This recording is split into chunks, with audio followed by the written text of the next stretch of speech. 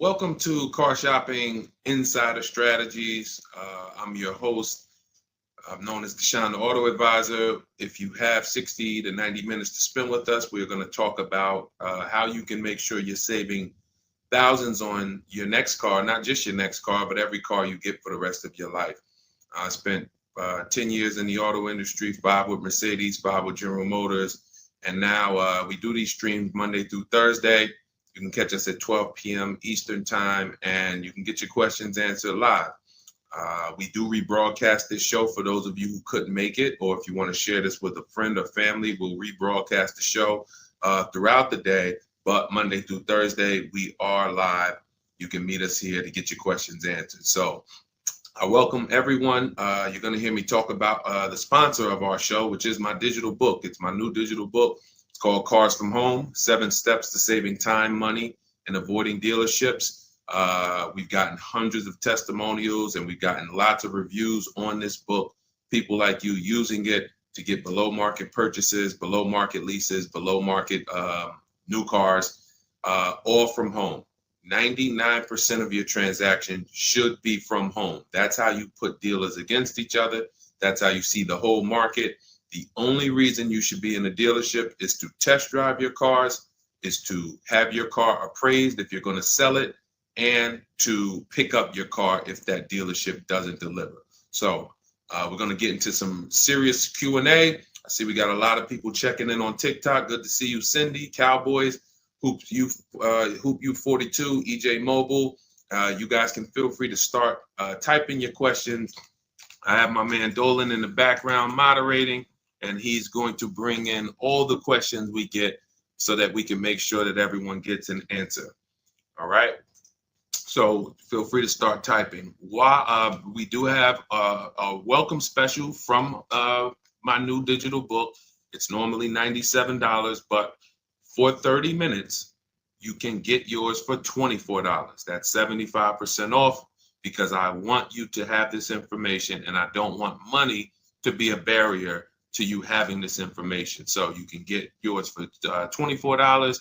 If you get to my TikTok bio, the Instagram bio, the YouTube comments, and the Facebook comments before 30 minutes, you got yours for $24. It's worth $97 and more, but $24 is better. I'd love for you to have that special. So feel free to start typing and we'll get to it. Nigel, Kodak, good to see you. Rob, Enrique, this is our Wednesday, May 7th live show. So for those of you who may want to know, are we actually live? I'm going to be saying the dates on the show just so everyone who is live knows that we are live and they can actually type your questions. So while you guys are typing, I want to tell you about this 7-step system that you want to be operating in. You don't want to be out here winging the car buying process anymore, the car shopping process anymore. This is 7 steps. Whether it doesn't matter whether you're a high mileage driver, bad credit person, good credit person, lease person, purchase person. 7 steps. First step is the most important question. How many years are you keeping your next car? This is the most important question because we need to know how are we going to beat depreciation. Depreciation is what we call the unseen expense. If you buy a car today for $40,000, you don't drive the car one single mile. You don't even drive it. Say you don't need it. You park it outside your house for 1 year. $40,000 car. Come back in a year, what's that car worth? Throw some numbers out there. Your brand new car, $40,000. It could be a used car too. You bought the car, you drop it outside your house, you never touched it. Is that car worth $40,000 1 year later? Didn't drive 1 mile. Didn't drive 1 mile.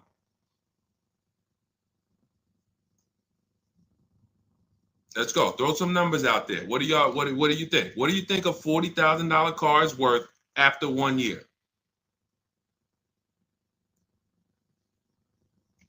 Let's go.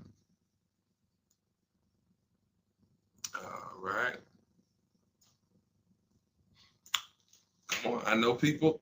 Let's get. I sometimes listen. I'm going to say this because y'all know I'm a straight shooter. For those of you who are just new here, I have to let you know, most of the people who have a hard time with us getting to the money, literally getting to the money. It's not a matter of the information. The information's proven. We got thousands of people using it. We got thousands of comments. We got hundreds of testimonials. It's the ability to focus. It is the ability to focus. We live in a world where it is very hard for people to focus, and that is where you lose. So I'm letting you know, when you come here to Car Buying Insider Strategies, you have to lock in. If you're going to be here, if not, you're not going to be able to win. You're not going to be able to use what we teach to literally dominate your car buying processes and have total wins, like Milligan, almost $30,000 off an electric car. Like, Just Ralph saving $5,000 off his brand new 2025s. He bought 2 of them. Dealerships dropped the price. The moment they came out, he got them back in December. They dropped the price on both of them over $5,000. Like, these are brand new high demand cars. You're going to see me share a bunch of people that like, whoa, those results look amazing. And these people are telling you they'll never buy a car any other way except the Cars from Home way with bids. But they focused. Whenever they met me on a video, social media video, hopped on a live, you have to focus, okay? And that's how you're going to win here. So let me talk to the focus people. I see you, KSA. I see you, Nisi, on Instagram. All right, I see you, John. We got you on YouTube. Jay, we got your question coming. So that's the depreciation. You buy a car for 40, your car is worth 30 a year later. It's worth 35 a year later. Even if you didn't touch it, you didn't drive it, you just literally parked it outside your house. So that means our cars are losing value daily, whether we drive them or not. So the reason why the most important question is our first question: how many years will we keep this next car? Because we need to determine, are we going to beat depreciation with a short-term lease, 3 years? Or are we going to beat depreciation with long-term ownership? Well, thank you, Will Rosa. Shout out to the people liking the show. If you are a long-term person, that's where we are purchasing. So that's step 1 in the process. Before you think about, Deshaun, what about my old car? I need to trade that. Nope, you're going to see we don't trade, we sell. But before you think about, Deshaun, I want this car. How do I get the best price on that? Before I think about anything, we are thinking about how are we going to beat the unseen expense, depreciation, because that is what most people overlook, and depreciation kills them, and they don't realize how much depreciation has killed them until they come years later to try to replace their car, and they're like, wow, that's all my old car is worth? Who's had that happen? Who understands that every time you have gone to replace your old car, if you replaced it in 3 years, 5 years, 6 years, besides the pandemic, when every single car was worth $7,000 more than what it was really worth, so you could buy anything and you could win. Besides those times, isn't it more likely that you went to replace your car and you're like, whoa, that's all this car is worth? Man, that's all you're giving me? Because the depreciation has really set in, and we have not held the car long enough to have that win. So that's why this is the most important question. Then we move to equity assessment, where we get bids. Then we move to deal structure, where we structure, what does a great deal look like? What does it look like if I lease this vehicle and it's a great deal? Not these bad deals I see on commercials. What does it look like for me to budget and make sure when I go shop, I'm not going over my budget? In fact, I want to shop way below my budget. That's what we do in step 3. Takes us about 10 minutes. Then we move to shopping. This is the fun part. And I want y'all to understand something. Shopping is deciding what you want. It's not buying it. It's not buying it. Shopping is deciding what you want. Okay? And what we tend to do is we mix shopping with buying. When I was in the dealership, I would have people, man, Deshaun, I don't know how I ended up with a car. I just went to Home Depot. I was going to Home Depot. I said, let me stop by the dealership. And now look, I'm leaving with a car. That's mixing shopping with buying. We don't want to do that. And then we move to step 5, which is we're multiple offers.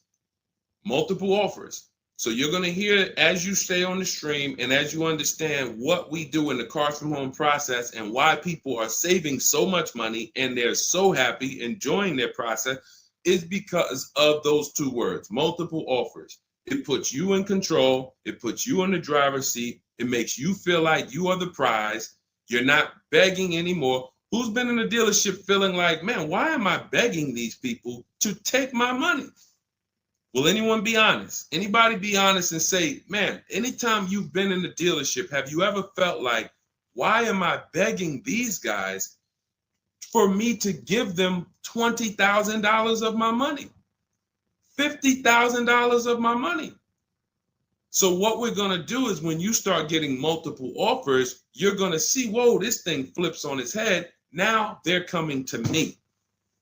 Okay, so this is just initial mindset of the difference with the Cars from Home process. Step 6, we go and tie up our paperwork. Again, if you notice, all of this stuff I'm talking about is done from home. The only thing we do in that dealership is test drive, come on home. And you're going to start now enjoying your test drives. So you probably can't even, you've probably been scared to go test drive.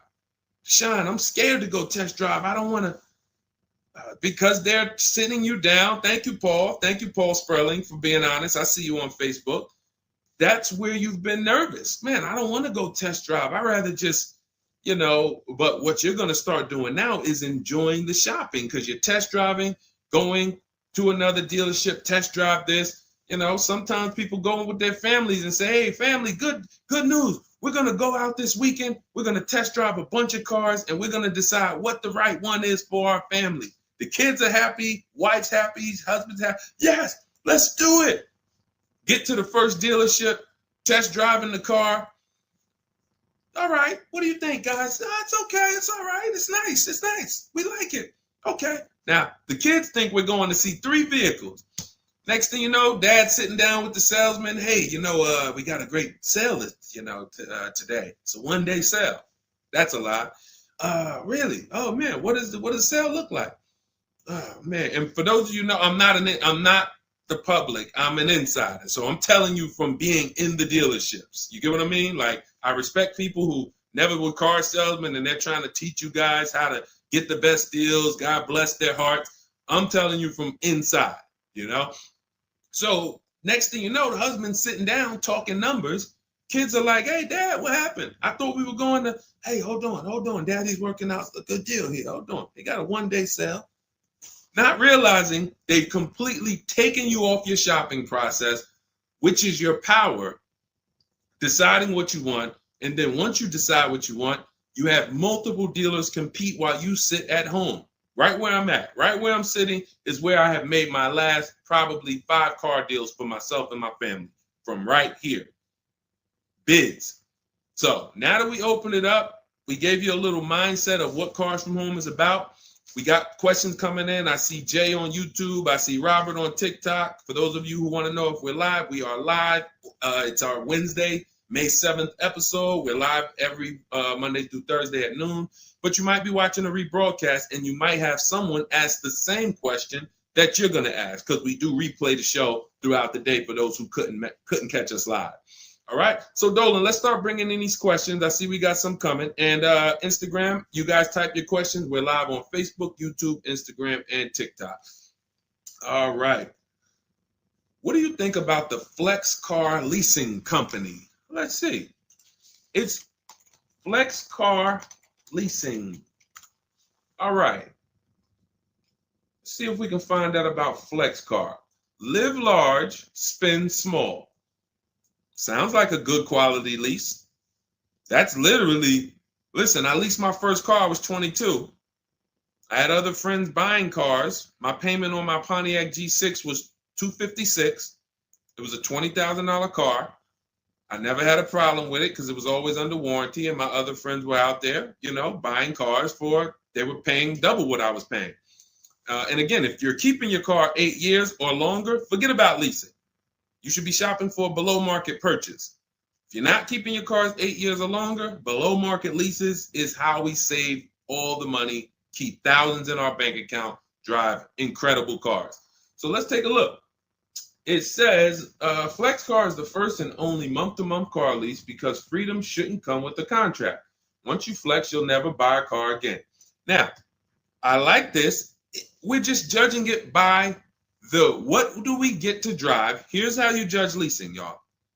What do I get to drive and what do I pay for that? For example, I told you guys my first lease was $20,256 a month.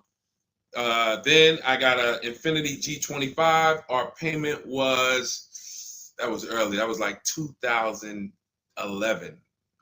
It's like a $35,000 car. I want to say I was like low threes or either high twos. Ridiculous deal on it. Wasn't no more than that because after that I got an Infiniti Q50, $45,000 car. My payment was $325. After that I got another Q50. I had 3 Q50s in a row.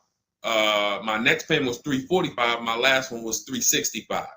That was all of these are $45,000 cars. No money down. I do not put money down on leases, and I teach you how never to put money down when you're shopping. When you know you have a great lease deal, then you can put money down. Let me give you an example. So let's say we shop all our offers. You're going to see dealers all over the place. Once you get multiple offers, you guys are going to see, thank you so much. Shout out to the people sharing on TikTok. Shout out to the sharers. Everyone who shares this broadcast, I appreciate you. Everyone doesn't share, but I appreciate the people who do share. I don't take it for granted.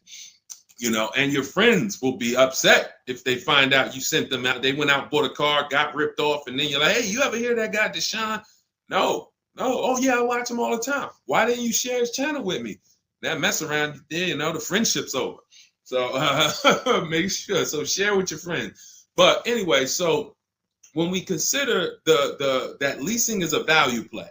So leasing is how much car can I drive for X amount of money? Because that's all we judge it by. It is literally nothing. We're not in love with these cars. We are not keeping these cars for more than we should not be leasing something and saying we love it. Because if you love it, you mess around and lease something that has a bad lease program, and then you're driving a car overpaid for it because you like.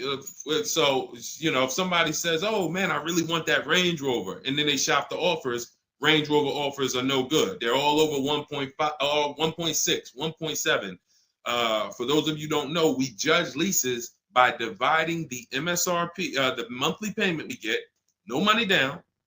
You divide that monthly payment into the MSRP. So if you have a vehicle that has a $400 payment, you divide that into the MSRP, which is, let's say, $40,000. That's going to be a 1% lease. You multiply it by 100. So divide the monthly payment into the MSRP times 100. That tells us a percentage. So once we get that percentage, we can see, is this a 1% lease? Is this a 1.5% lease? Is this a 1.2% lease? Now, you cannot judge a lease until you've gotten multiple offers because you need to find what we call the 20%. What are the 20%? Anybody know what the 20% is?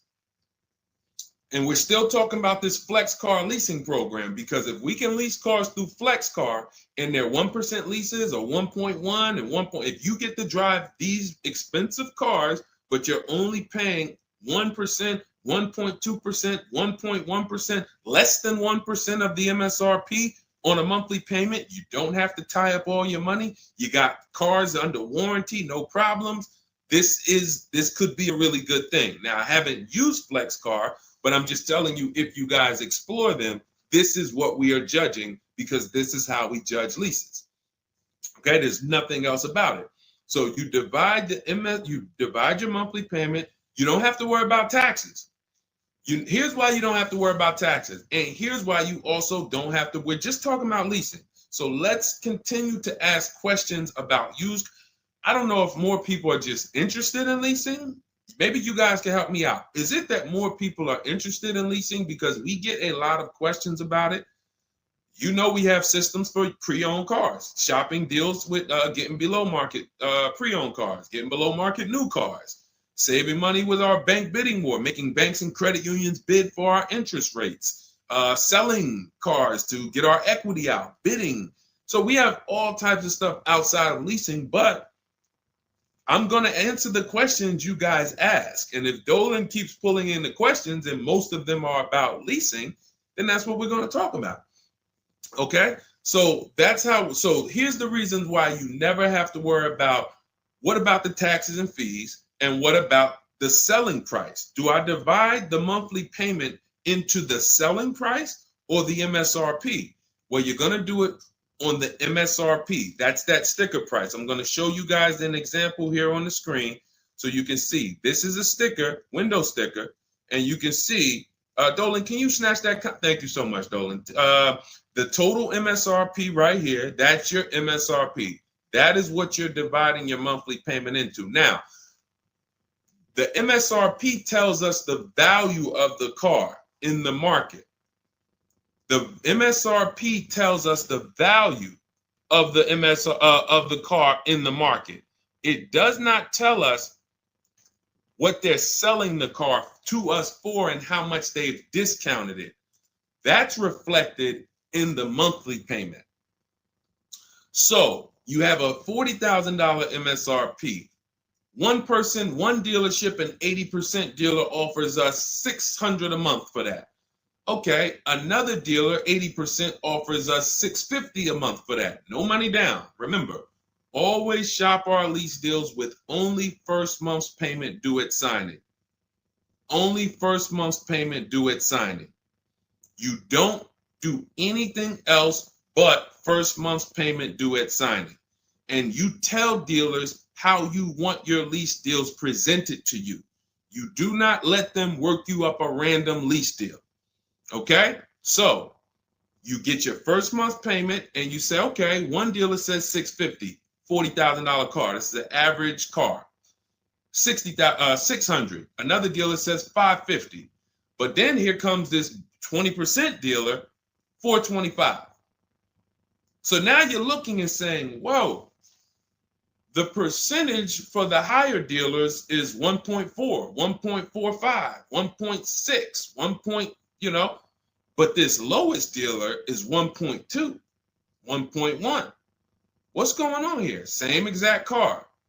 This is the 20%. You've identified the 20%. They've identified themselves, and the lower sales price that they're giving you is reflected in the monthly payment. So so the monthly payment is where we can see the discounts, not the MSRP. So we divide that monthly payment into the MSRP, gives us that percentage, and we can see those with the lowest offers, lowest percentages have made us the best deal.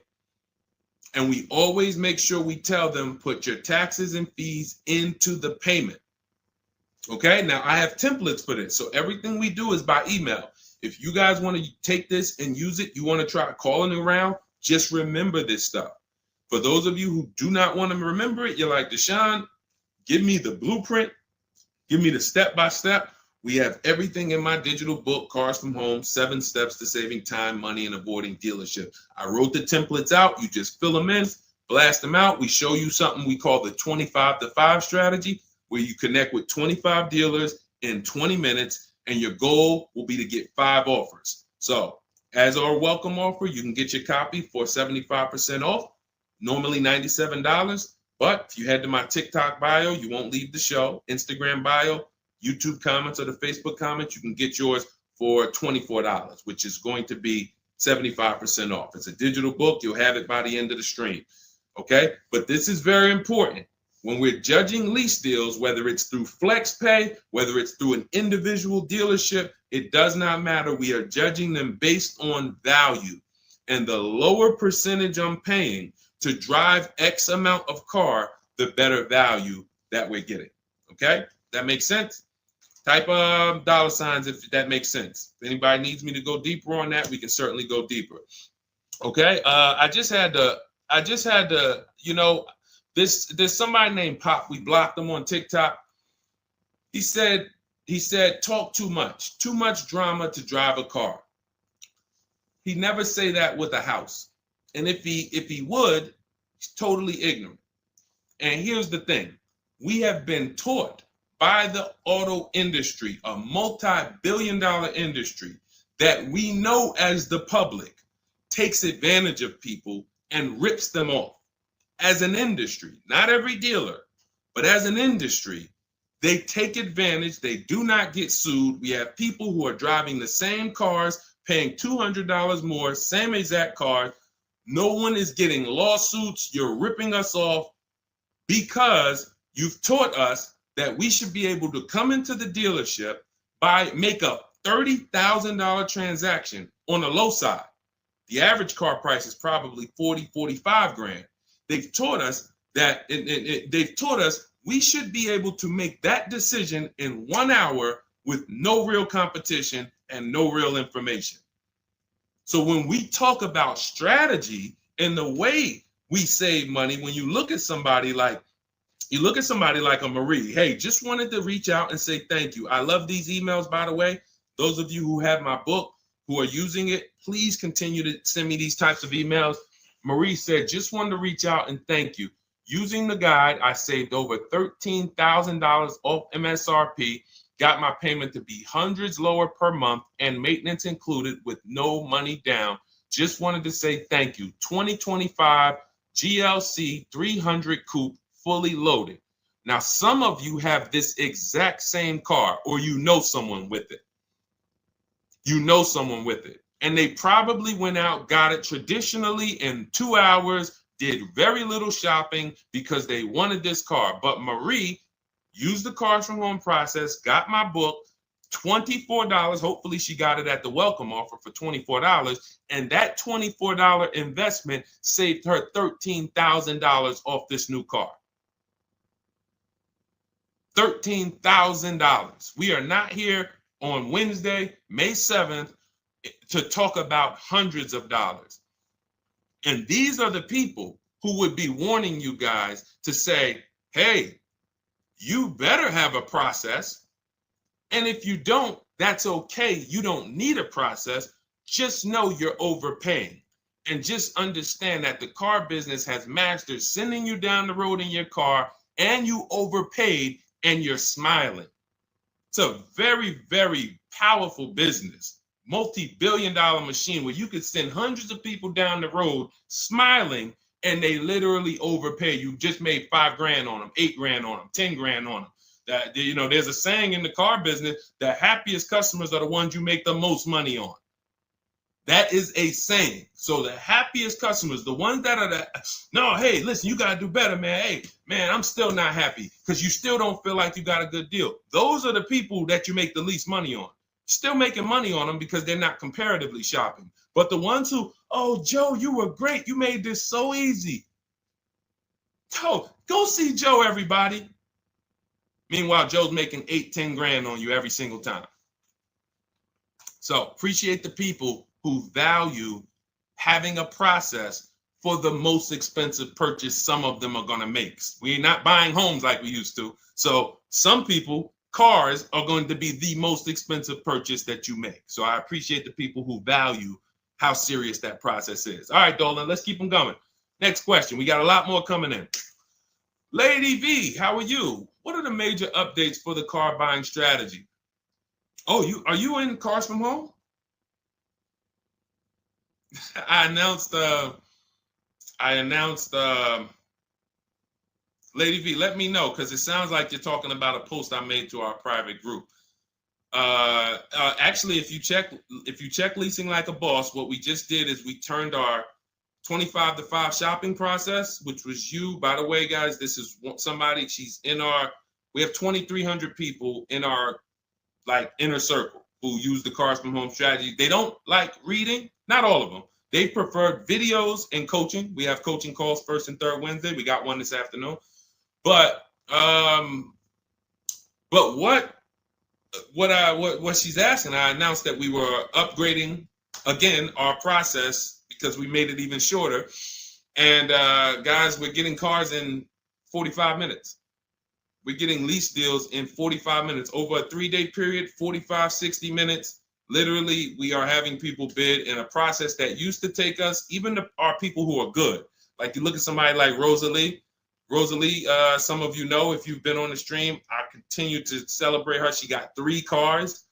At once, she had to get 3 cars for her sons. A Nissan Rogue, $36,000, $399 a month, sign and drive. CX-30, $28,000, $339 sign and drive. That's a 1.2% lease. And then Mazda CX-50, $40,000 vehicle, $420. 1% leases, and then one, just killing it. Probably. And then she got $6,700 selling her old leases.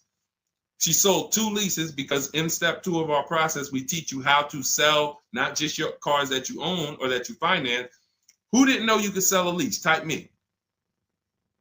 Let me ask this too. Who didn't know you could sell a car that you did not have the title for? It's not paid off yet. Let's ask both. Who didn't know both of those? Because I've seen people in my career that say, listen, Deshone, as soon as I make my last payment, I'm coming to get that. As soon as I get the title. And I'm like, where did you think that you had to wait for the title paid off to? So who didn't know that? So literally, I see you, Nina. Thanks for being honest. Appreciate you. All right. Thank you, yours truly. I appreciate the people who are always willing to be honest, because you're the ones who are going to really, if you can't get the bad news, you are literally not going to be able to get to the good news. Like, you got to realize the people who they have a very tough time is they just think, Deshone, I know way more than you. Even though you've been in this thing since 2006, you got all this experience, you done worked for this, been a finance manager, had your own brokerage. Deshone, I still think that I know this more than you. Very tough time helping them. But other people, you guys can win very simply. So when we look, she's asking, we were getting these cars in roughly an hour and a half, 2 hours from home. Now I'm doing it in about 60 minutes, but I created a quicker process, cut some things out, and we just are uploading new things to our membership page that are going to have people literally popping in over a 3-day period. Morning, 10 minutes, afternoon, 10 minutes, evening, 10 minutes. You do that by your second day, you're going to have 5, 6 offers, 7 offers, and be ready to close the deal. Like that quick. That quick. I'm always about quicker. Deshone, y'all getting cars in an hour and a half from home. Yeah, but can we do it quicker? So that's what we got. So check Leasing Like a Boss, and you'll see some of the new videos already in there. And thank you, Daniel. He said it's worth the price. And it's in the book. So very important to understand. Everything we're talking about, guys, you can get it for $24 if you get to the book before the 30-minute welcome offer expires. This is the same system. Some people just like videos and coaching in our community, 1,600 people in it. They want to be in that. Like, let's do this together. Let me ask more questions. We can't answer questions for people who have the book. Unless you pop on a live and you catch me here. So thanks, Lady V. But yes, check out the membership page and you'll see all of the new videos in day 5 for the 25 to 5 strategy. It just got quicker. All right, go ahead, Dolan. Pull the next one up. All right. And every time y'all hear something that you like, can you continue to run up these likes on TikTok? Appreciate it. I see we're about 300 now. But if y'all can continue to run those likes up, it means a lot. It lets TikTok know, hey, they're talking some serious stuff over here. Let's bring some more people over here so more people can benefit. My man Paul Sperling on Facebook. How are you? Are there dealerships that won't allow you to lease unless you use their financing and not use your own credit union? This is a great question. Wanted to know if it was true because Genesis Salesman told me that. Great question. So Paul, with a lease, we must use the dealer's bank or the manufacturer's bank. It's not like a finance where we can go and we can get our own financing. We can shop around for our own financing. And the reason we're doing that is to make sure that they're not overcharging us for the financing. So we have a process we call the bank bidding war, where we strategically let tons of banks and credit unions shop our credit without it lowering our credit score with all these inquiries. And we do it within a window, and it allows it to only show, it only affects our score as one hard inquiry. So these are the steps we take to make sure we are not overpaying. Thank you, y'all. Yali 288, #1 gifted badge. Appreciate you. But on a lease, it's different. We must go through the dealer's bank. Now, here's what could happen. With a lease, there's something called a money factor, which is an interest rate. That's an interest rate on a lease. It's called a money factor. Now, dealerships, if they know you are not shopping, and some, the 80%, even if they know you're shopping, they're going to mark up the money factor. So they're going to create and quote you with a higher money factor. This is why going in and asking for the invoice does not matter. You don't know what the hidden money is. What are the rebates? What is the incentives? What is the money factor? You don't know. Did you mark it up? Did you not? Can't see it. It is totally undisclosed. There's no way for you to see it. So how do we make sure this doesn't happen? Multiple offers.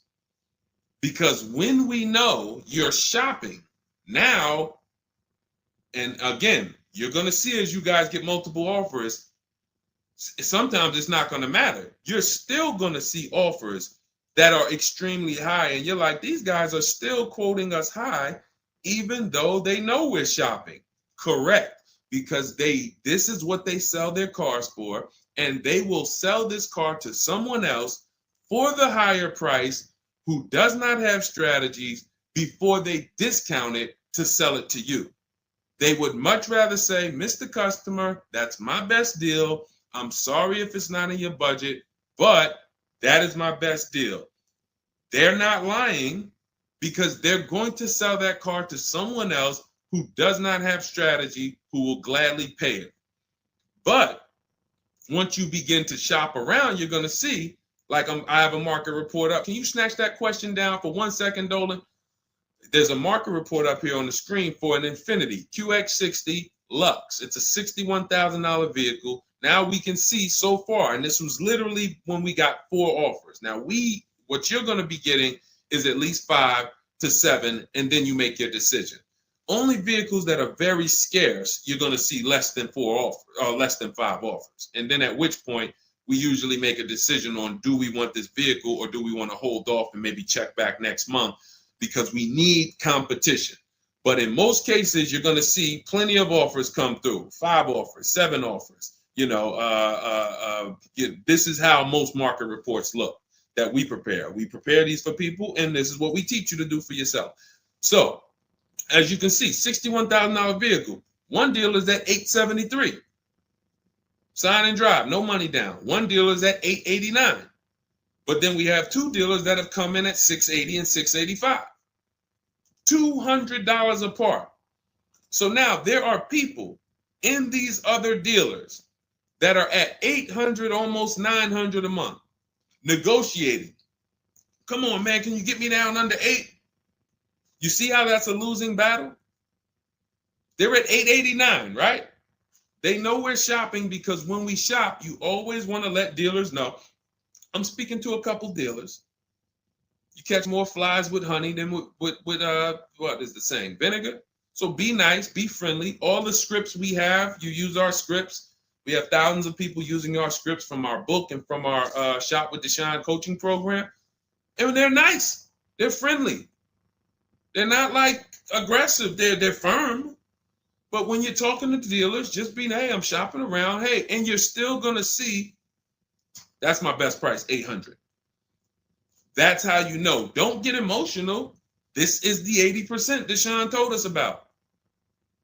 Don't expect them to do what the 20% does. Expect them to be high. You're $150 higher than the other dealerships. Are you going to come down? No. No. Because 16 million new people buy new cars a year. And sorry, I'm glad you got strategy, and I'm glad you know how to find this 20% dealer that's $150 less a month than me. But that's not going to change the fact that I'm going to sell this car to someone else. And they'll try to lean on you and say, well, do you want it? Because, hey, that's our price. No, I'm sorry. We don't want it. Thank you so much, though. So this is what we're dealing with when we are dealing with car salesmen. which is why you must shop multiple offers to be able to get your best offer. Now, when we look, going back to yours truly's question about, can you pull that question back up about the shopping for the lease financing? It wasn't yours truly's question, I don't think, Dolan. Whatever the last question was, because what we're talking about is in those $800 a month payments, what is making those high payments so high? It may not be that they're not discounting only. It might be that they're not giving a big discount, and the finance managers are so used to robbing people that they say, listen, every single lease quote that y'all quote, make sure you put 1 point in there for me. Every single lease quote. Do not bring me a lease customer if you don't have any padding in that money factor for me. And that's what they do. So they are not going to lower the money factor. They can't. There was salesmen. I remember when we were salesmen, they used to start negotiating the rate. Hey, what if I could get you down to 3.9 or 4.9? The finance manager come out and say, why are you saying that? You're giving away my money. You negotiate the car price. You negotiate with their trade with them. You don't negotiate my money, because the finance managers are like, hey, when it comes to that rate, that money factor, those interest rates, that's my money. And there are some dealers who have it built in, which is why you must comparison shop. You stay at home. Again, if you want to do it your way, you want to call around, you want to get at least 5 offers.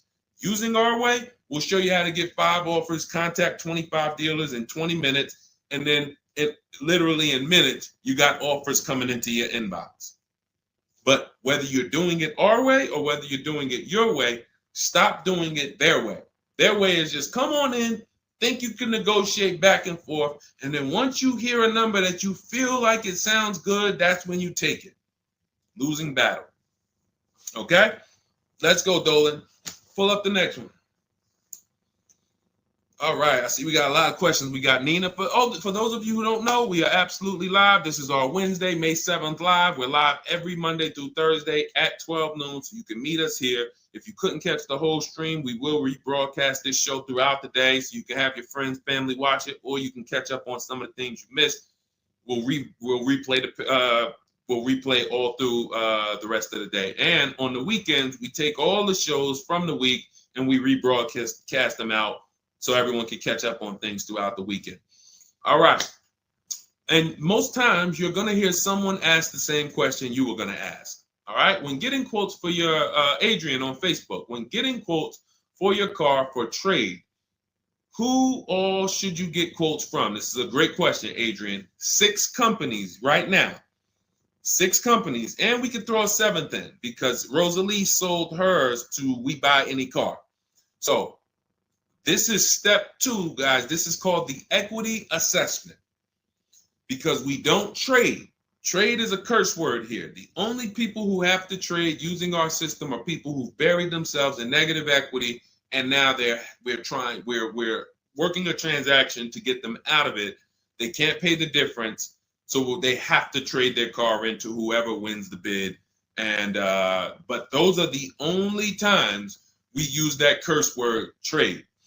In every other case, we are selling our car to cash buyers because we're separating our transactions. We separate who we buy our car from who we sell our old car to, from who we get our bank loan from.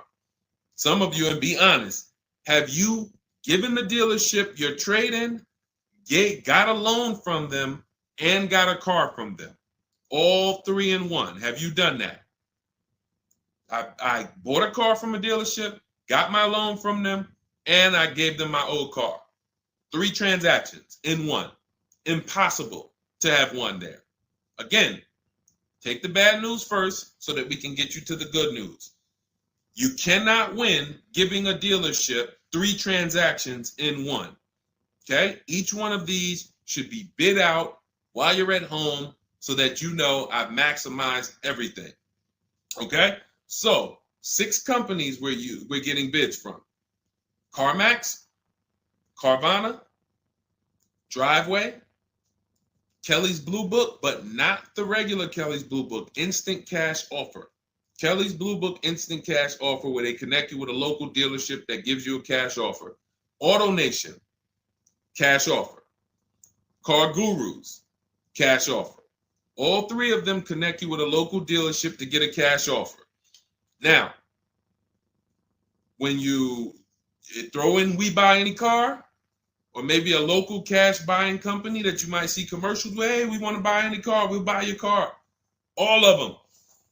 Now, this takes about 25 minutes to do to get all of these quotes, but you're not getting, this is a third of your transaction. So those of you who are like, I'm just going to trade, God bless you, do you. But you're not going to make the money we make.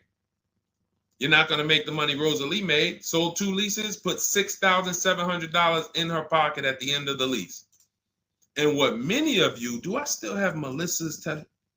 See, Melissa, many of you who are going to learn that you have not been a long-term person and you have been buying your cars, you're going to get your bids, and then you're going to put a ton of money in your bank account because you're going to lease with no money down.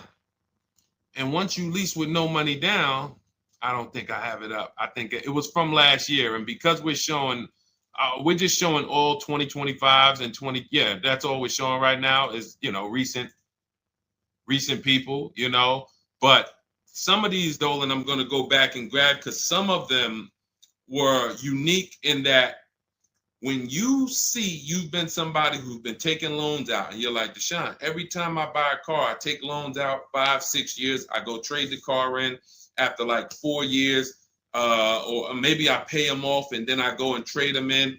And I always end up really not getting nothing. I got high payments every time. And then whatever my old car is worth, I use it for a down payment for the new car. I don't really see where that money goes. So this is a repetitive cycle. What you're going to do is actually get your cash bids, realize, all right, I've been breaking the 8-year rule. The 8-year rule says if you're not buying your next car to keep at least 8 years, you should be getting a below market lease. That's what you should be shopping for. That's going to save you thousands upon thousands of dollars more, and you're going to drive better vehicles. If you're keeping your car more than 8 years, then you should be shopping for a below market purchase, new or used, based on your budget and your values. So the 8-year rule. So you say, man, I've been breaking this 8-year rule. I'm not keeping these cars 8 years. Let me go and shop for my below market lease next time. So my normal car that I would normally trade in, not really see where that money's going. Now I'm going to bid that out to CarMax, Driveway, Carvana, Kelly's Blue Book Instant Cash Offer, Driveway, Car Gurus, and We Buy Any Car. I'm gonna see the highest bidder. The highest bidder might be like because Melissa, I think she made like $14,000. She had like a 5-year-old car that she would normally trade, but it was paid off, and she's like, all right, I'm not gonna go and use this as a trade and buy something else. She gets like you're gonna have like 12 grand equity, 15 grand equity, beautiful. And what's going to happen is when you shop for your below market lease, you're shopping with only first month's payment due at signing. So you find your lease, you've already been paying super high payments because you've been purchasing.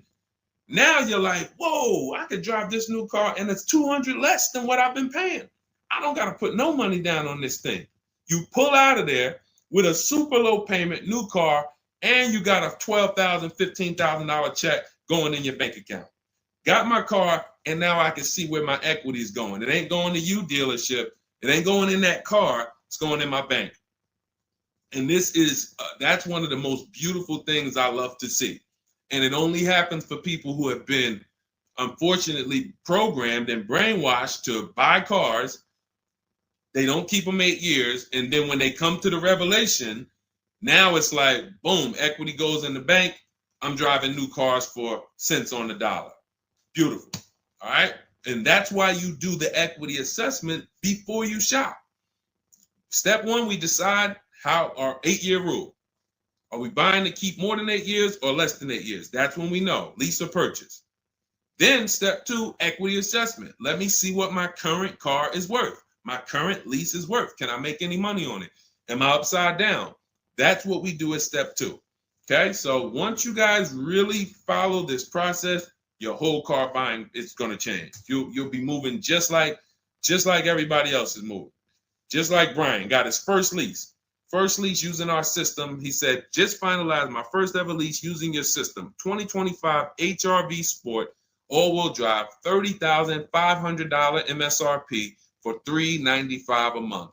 1.2% ratio. See, this is how you know people understand the car buying process. They talk just like me. They talk just like me. They know the process.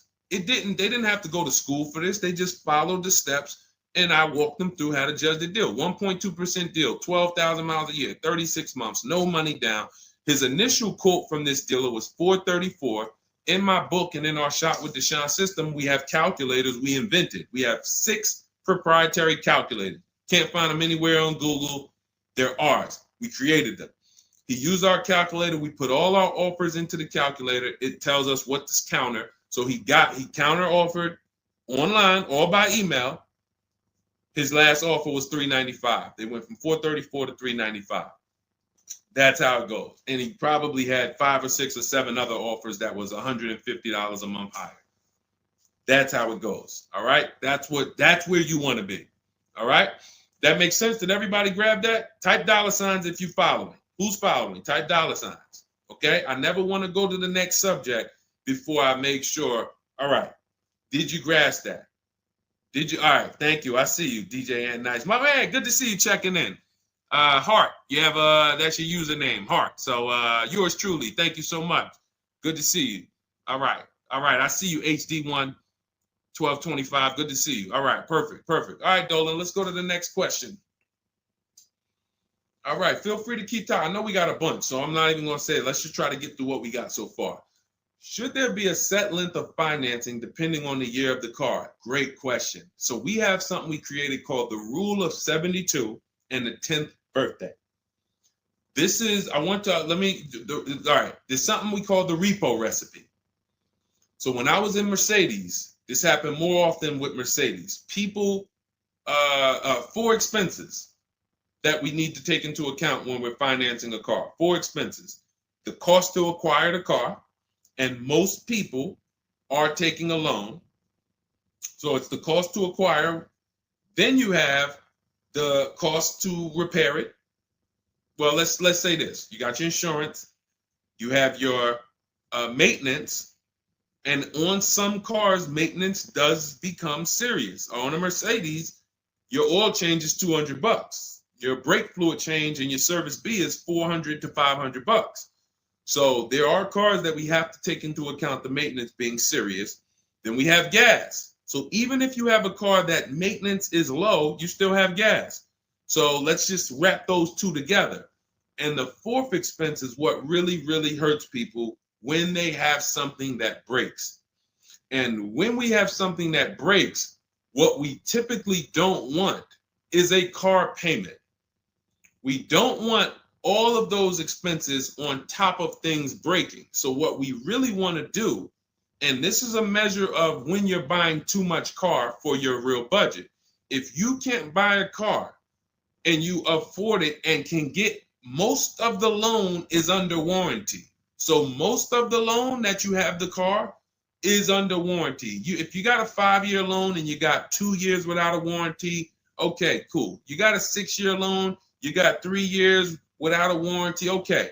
But you don't want a 6-year loan and 1 year you had a warranty and 5 years there's no warranty on a car that could, and you don't have the cash. These are things that we call the repo recipe, because when something breaks and you have a car payment and your insurance payment and they're telling you, wait, you need the maintenance, you just wait, I just put brakes and tires on this thing. This is enough for some people to say, whoa, I can't afford to put $5,000 into this car in 60 days. Or so how do we prevent this? We prevent this by making sure we're not taking a car or a loan too long for the year of the car. And the longest loan we want to take is 72 months. And so the reason why it's called the rule of 72 and the 10th birthday is because when you add up the year of the car and the number of years old the car is, I'm sorry, when you add up the year of the car and the year of the loan, the number of years on the loan, it should not pass 10. So if you're getting a 4-year-old car, you can take a 6-year loan. If you're getting a 3-year-old car, you can take a 6-year loan. That's 9. If you're getting a 5-year-old car, you should take a 5-year loan max. If you're getting a 6-year-old car, you should take a 4-year loan max. Now, why is this a test of affordability? Because some of you are saying, whoa, but I can't get the car that I really want at that number. Then that means you can't afford the car that you really want. Again, it doesn't mean you can't break that rule, but it does mean that you're going to have a loan on a car that's older than 10 years. This is risky. So it's nothing wrong. The reason we create these boundaries, so at least when you cross them, you know you're crossing them. So if something happens, you're not surprised. You're not like, whoa, how did this happen? Well, I took a little risk. I took 1 year longer. Then, the car's 11 years old. I still got a loan on it. Stuff goes wrong. I'm out there. I got more exposure. But if we use that as a gauge of affordability and say, you know what, if I can't afford a 6-year loan on this car, then I can't afford the car. If they're telling me I got to take 7 years, that's why we cap both. We cap the number of years you should take at 72, absolute longest. And some of you know we default to a 5-year loan when we're shopping. This will also help you because you'll look and say, 5-year loan, every $5,000 is about $100 per month. So as you're shopping and you're looking at cars, you should be saying to yourself, all right, $20,000, that's about a $400 payment. All right. And that's if I put no money down. You got your taxes and fees. Maybe I'll take care of the taxes and fees, but that $20,000 car is going to cost me about $400 a month, 5 years. $80,000 car, you're looking at, divide that by 5,000. That's $1,600 a month for 5 years. Doesn't matter how high you go. But when you don't have these rules and you go in, here's what tends to happen. You look at cars that are way more expensive than you could afford, and you say, hey, can you get me to this payment? And a salesman, are they ever going to say, no? They're going to say, oh, let me see what I can do. Next thing you know, they come out and say, hey, good news, I got you to $1,000 a month. Hey, good news, I got you to this. Way below what our rules are. Way below than the $5,000 every 100. So you got to say, how did they get me to way below the every 5,000 is 100? How many years is the loan, sir? Oh, well, listen, what's more important to you, the payment or the number of years? Well, both are important to me. How many years is the loan? Well, right now, this is an 84-month loan. This is a 96-month loan. Wait, so 7, 8 years? 8 years, 9 years? You're talking like, yeah, well, and that's how you get jammed up. So if you keep these boundaries in place, longest loan I'm going to take 6 years, 72 months. When I'm shopping for a car, if I'm purchasing it, not leasing, I am looking and saying every $20,000, every $5,000 I'm going to borrow, it's going to cost me about $100 per month. If you do these things, look at the car. What's the year of the car? 5 years old? All right. Max I want to do on that car is a 5-year loan. Oh, it's only 3 years old? All right, I can stretch to a 6-year loan if necessary. You keep these boundaries, you will be safe. You stay far away from the repo recipe. When things tend to go wrong at that 9, 10 year, 11 year mark, you got to put some money into the car. Car is paid off. You don't have to worry. Okay? High dollar signs if you guys followed that, and we can move on to the next question. Everybody clear on that? Colin Moore, welcome to the community. New follower. We are live. It is our Wednesday, May 7th episode. You may be watching us live at noon, or you might be watching a rebroadcast. We rebroadcast the show throughout the day until our next show tomorrow, which is at noon. Monday through Thursday, we're live at noon. You can please tell your friends who are shopping for cars, meet us here. they'll be shopping for cars in the next 6 months. This is where they want to be.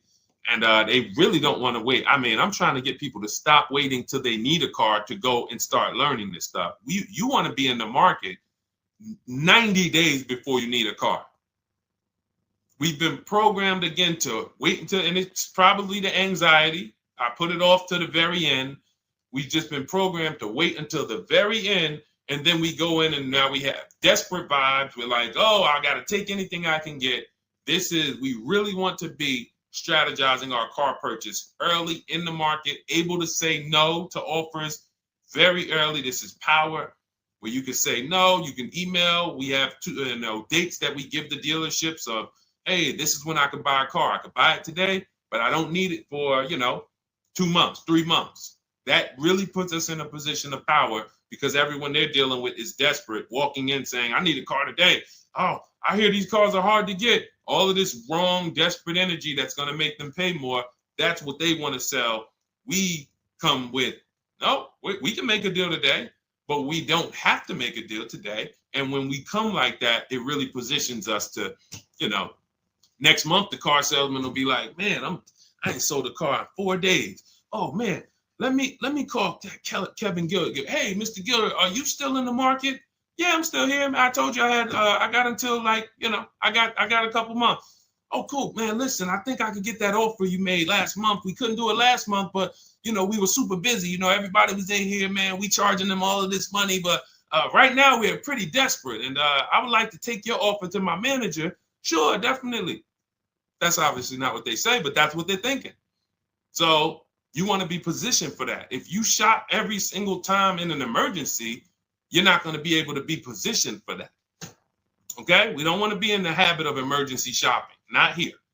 Once you have this way, you'll be like, oh, man, I could get in the market early. All right. Go ahead, Dolan. Oh, for those of you who are like, Deshone, there's no way I'm going to remember all of this stuff. Can you give me the whole blueprint? Write it out step by step. That's my new digital book, Cars from Home, 7 Steps to Saving Time, Money, and Avoiding Dealerships.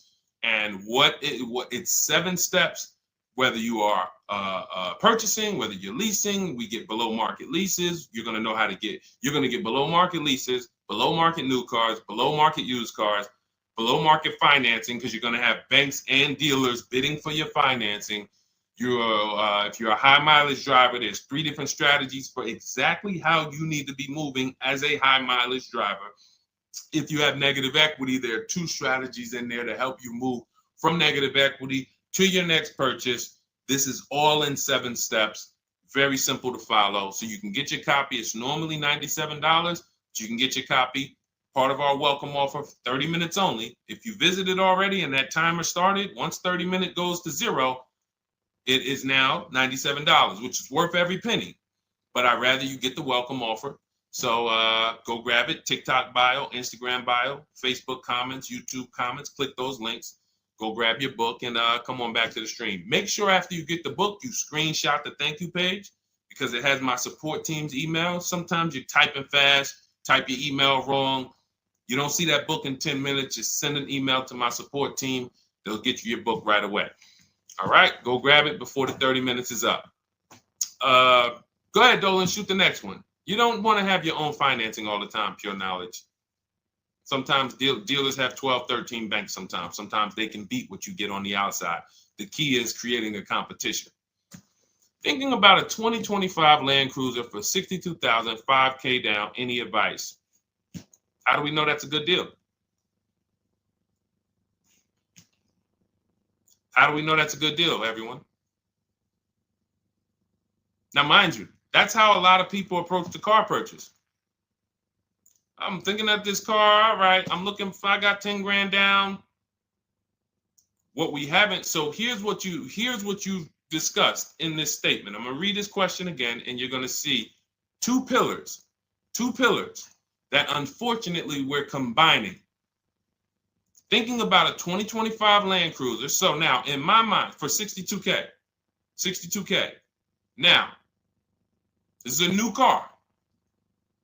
With our new car system, we use the bidding. Thank you so much, Daniel. See, Daniel knows. I think, Daniel, you have our book, Bidding the Market. So that's where we're missing everything. So now we're looking at the new car, which means what our process is, we're connecting with 25 dealers to get bids. If you said, Deshone, I called around, spoke to several Toyota dealerships, and the best dealer that I found who's going to offer me a car is going to give me $8,000 off. But I got 5 offers. I got 7 offers. Some people said they're not going to do any discount. Some people had $3,000 in fake fees and dealer adjustments. Some people had protection plans and they took off a little money, took off $5,000, but they had all of these fake fees. So it's really not even like they took off $5,000. But one dealer didn't have the fake fees and he discounted $8,000. Boom. That's a bid. You did it manually. Didn't do it our way. That's just fine. But that is allowing you to have the peace of mind that I'm getting a great price on the Toyota Land Cruiser. Separately now, we're moving to our financing because you said $5,000 down. Therefore, you're getting a loan. So we would now have banks and credit unions bid to now submit offers to you within a 24-hour period. You have all these banks, credit unions online bid for the loan, get the best interest rate. We give the dealer a chance to see can they beat it. In which case we bid out the loan, we bid out the car purchase, and now and watch this. I'm home doing that before you even get home from your dealership. One visit, you're in the dealership 3 hours. I'm popping into my email minutes at a time, 15 minutes. I'm hopping on. I'm getting banks to bid in an hour. Everyone's bidding. Boom, boom. I'm getting dealerships to bid. You're still at the dealership. You're just meeting the salesman. You're still wondering, do they have a black one? Hey, he said he had a black one. He was going to pull it up. All right. He comes back with silver. Oh, you don't have black? Oh, no. Well, listen, somebody's trying to dig it up in the back. We're going to see. Why don't you drive this one and then maybe we'll see. Okay, listen, I'm here. Cars from Home people, we here moving. We already gotten offers coming in. You still waiting for a test drive. This is how we move. So not only is our process and the way we shop the key to getting all these offers, like again, you look at somebody like this was crazy. Val Boss lady, $51,000 vehicle, zero maintenance, zero time. Look, she got a 1.1% lease on that. Let's look at where's Sean? My man Sean, because Sean was actually one of the $72,000 vehicle. He saved with the rebate and with the dealer discount. He saved $21,000 off of it. $21,000 off of it. He's sitting here chilling at home. Dealers, I'll take off $3,000. I'll take off $5,000. I'll take off $10,000. Oh, I'll take off $20,000. Whoa. So it's not only is it the money that we save, it's an easier, more fun process. So that's what you need to do. Like, step out of that old way.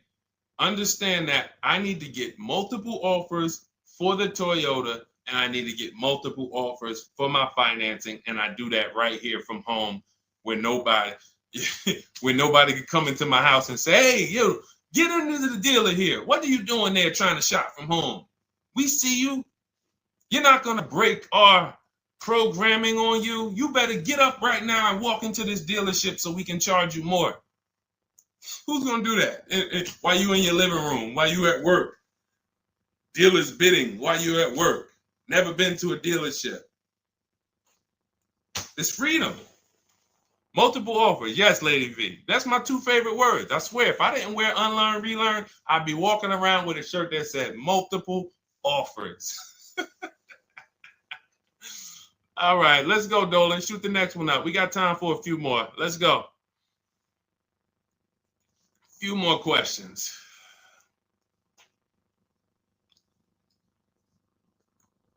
Atiba on Facebook. How is the best way to sell your personal car? Is that in the book? Yes, that's our equity assessment. Step 2. Step 2. Multiple offers. Get your 6 to 7 cash offers. And if you don't need to replace your car, just go and get your check. Do your inspection, get your check. Cash offers, CarMax, Driveway, Kelly's Blue Book Instant Cash Offer, Carvana, AutoNation, Car Gurus. You want to throw We Buy Any Car in there? 7 offers. Get your cash offers. Now, if you are replacing your car, we are timing the transaction. What that looks like is we get our bids for our old car, our current car, or our lease. We assess what our equity is, and then we go shop for the new car.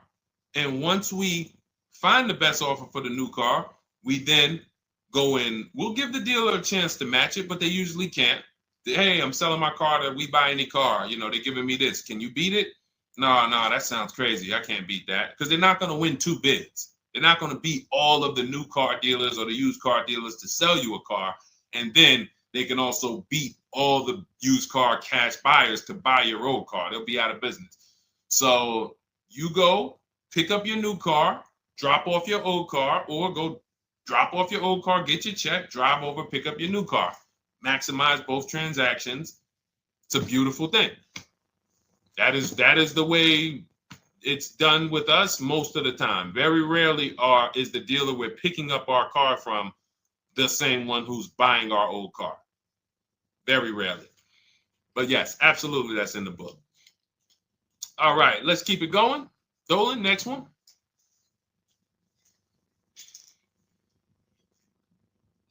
Daniel Thompson. Deshone, I've been keeping an eye on a used vehicle that has been sitting on the lot for over 60 days. What is a good amount to ask off the sales price without teeing off the dealership? Thanks for your time. So if you've been watching the vehicle, and this is the benefit of being in the market early, used car markets change, used car trends change. You can see prices going up, you can see prices going down, you can save inventory that you've been looking at. You know, I show you in our multiple marketplace strategy how to save the cars that you're looking at, create these save listings. Every new car that pops up, you get an alert for it. This is why when you know the market, like Daniel knows the market for this car, if he has on alerts, every new car that pops up, he knows about it first, and he can actually jump on that car quicker than anyone else, because other people will hesitate because they don't know the market. So they'll say, hey, what about this car? Oh, they just listed it today. It might not be a good deal. Well, Daniel will know if it's a good deal because he's been watching the market to know, yes, that's a good deal. No, it's not a good deal, because the really great deals where dealers say, hey, we're just going to move this car. We want it gone in 24, 48 hours. Those are not going to last. So literally, once they list them, you want to be able to say, oh, I saw that first and I know the market. Hey, you call. Oh, just got a cramp. Went to the gym earlier, dehydrated. Went to flex and my arm said, no, you're not going to do that. So, but once you know the market, you literally can jump on things fast. Now, in the case of also watching the market, in this case, we see a vehicle that's sitting. Long as we verified there's no bogus fees on it, only fees on a car we're purchasing, used car or new, should be tax, documentation, and motor vehicles. That's it.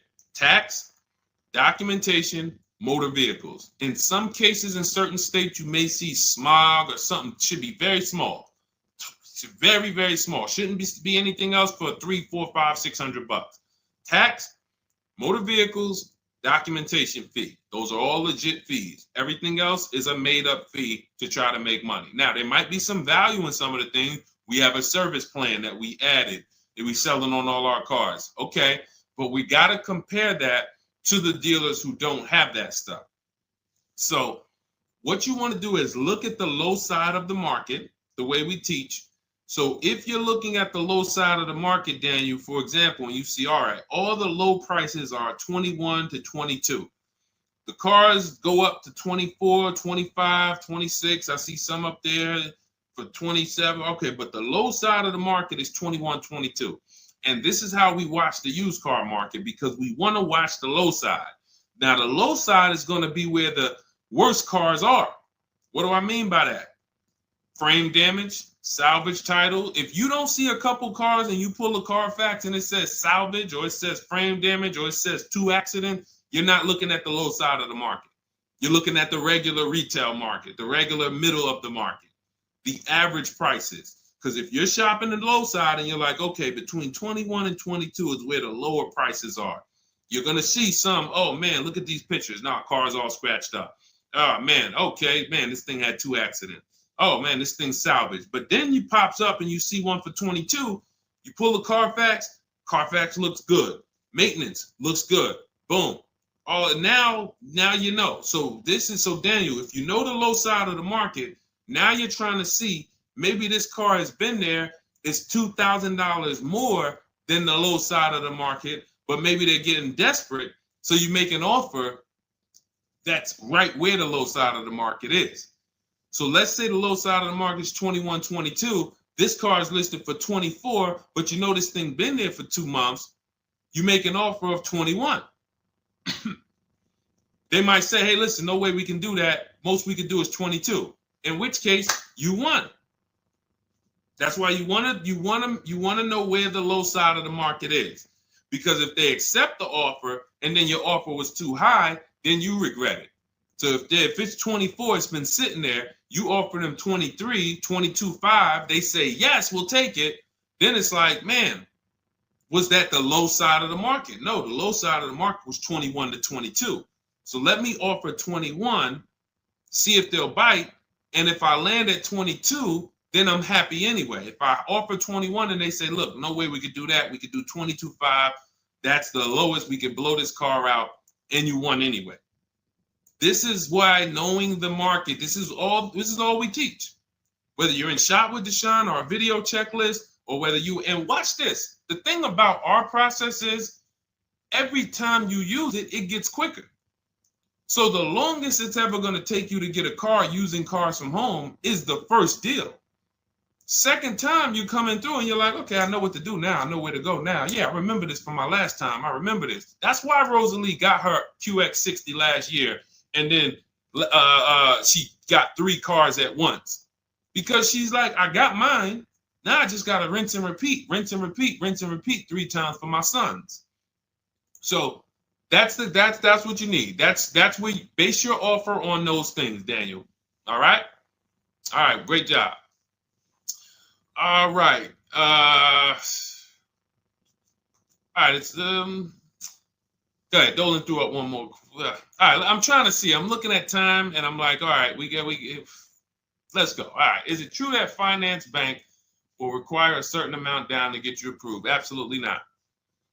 Absolutely not. You can do no money down financing. Here's what's happening if anyone's requiring money down for finance. It could be based on your credit, but more often than that, it's based on how much you're trying to borrow relative to the price of the car. So let's say a car is $25,000.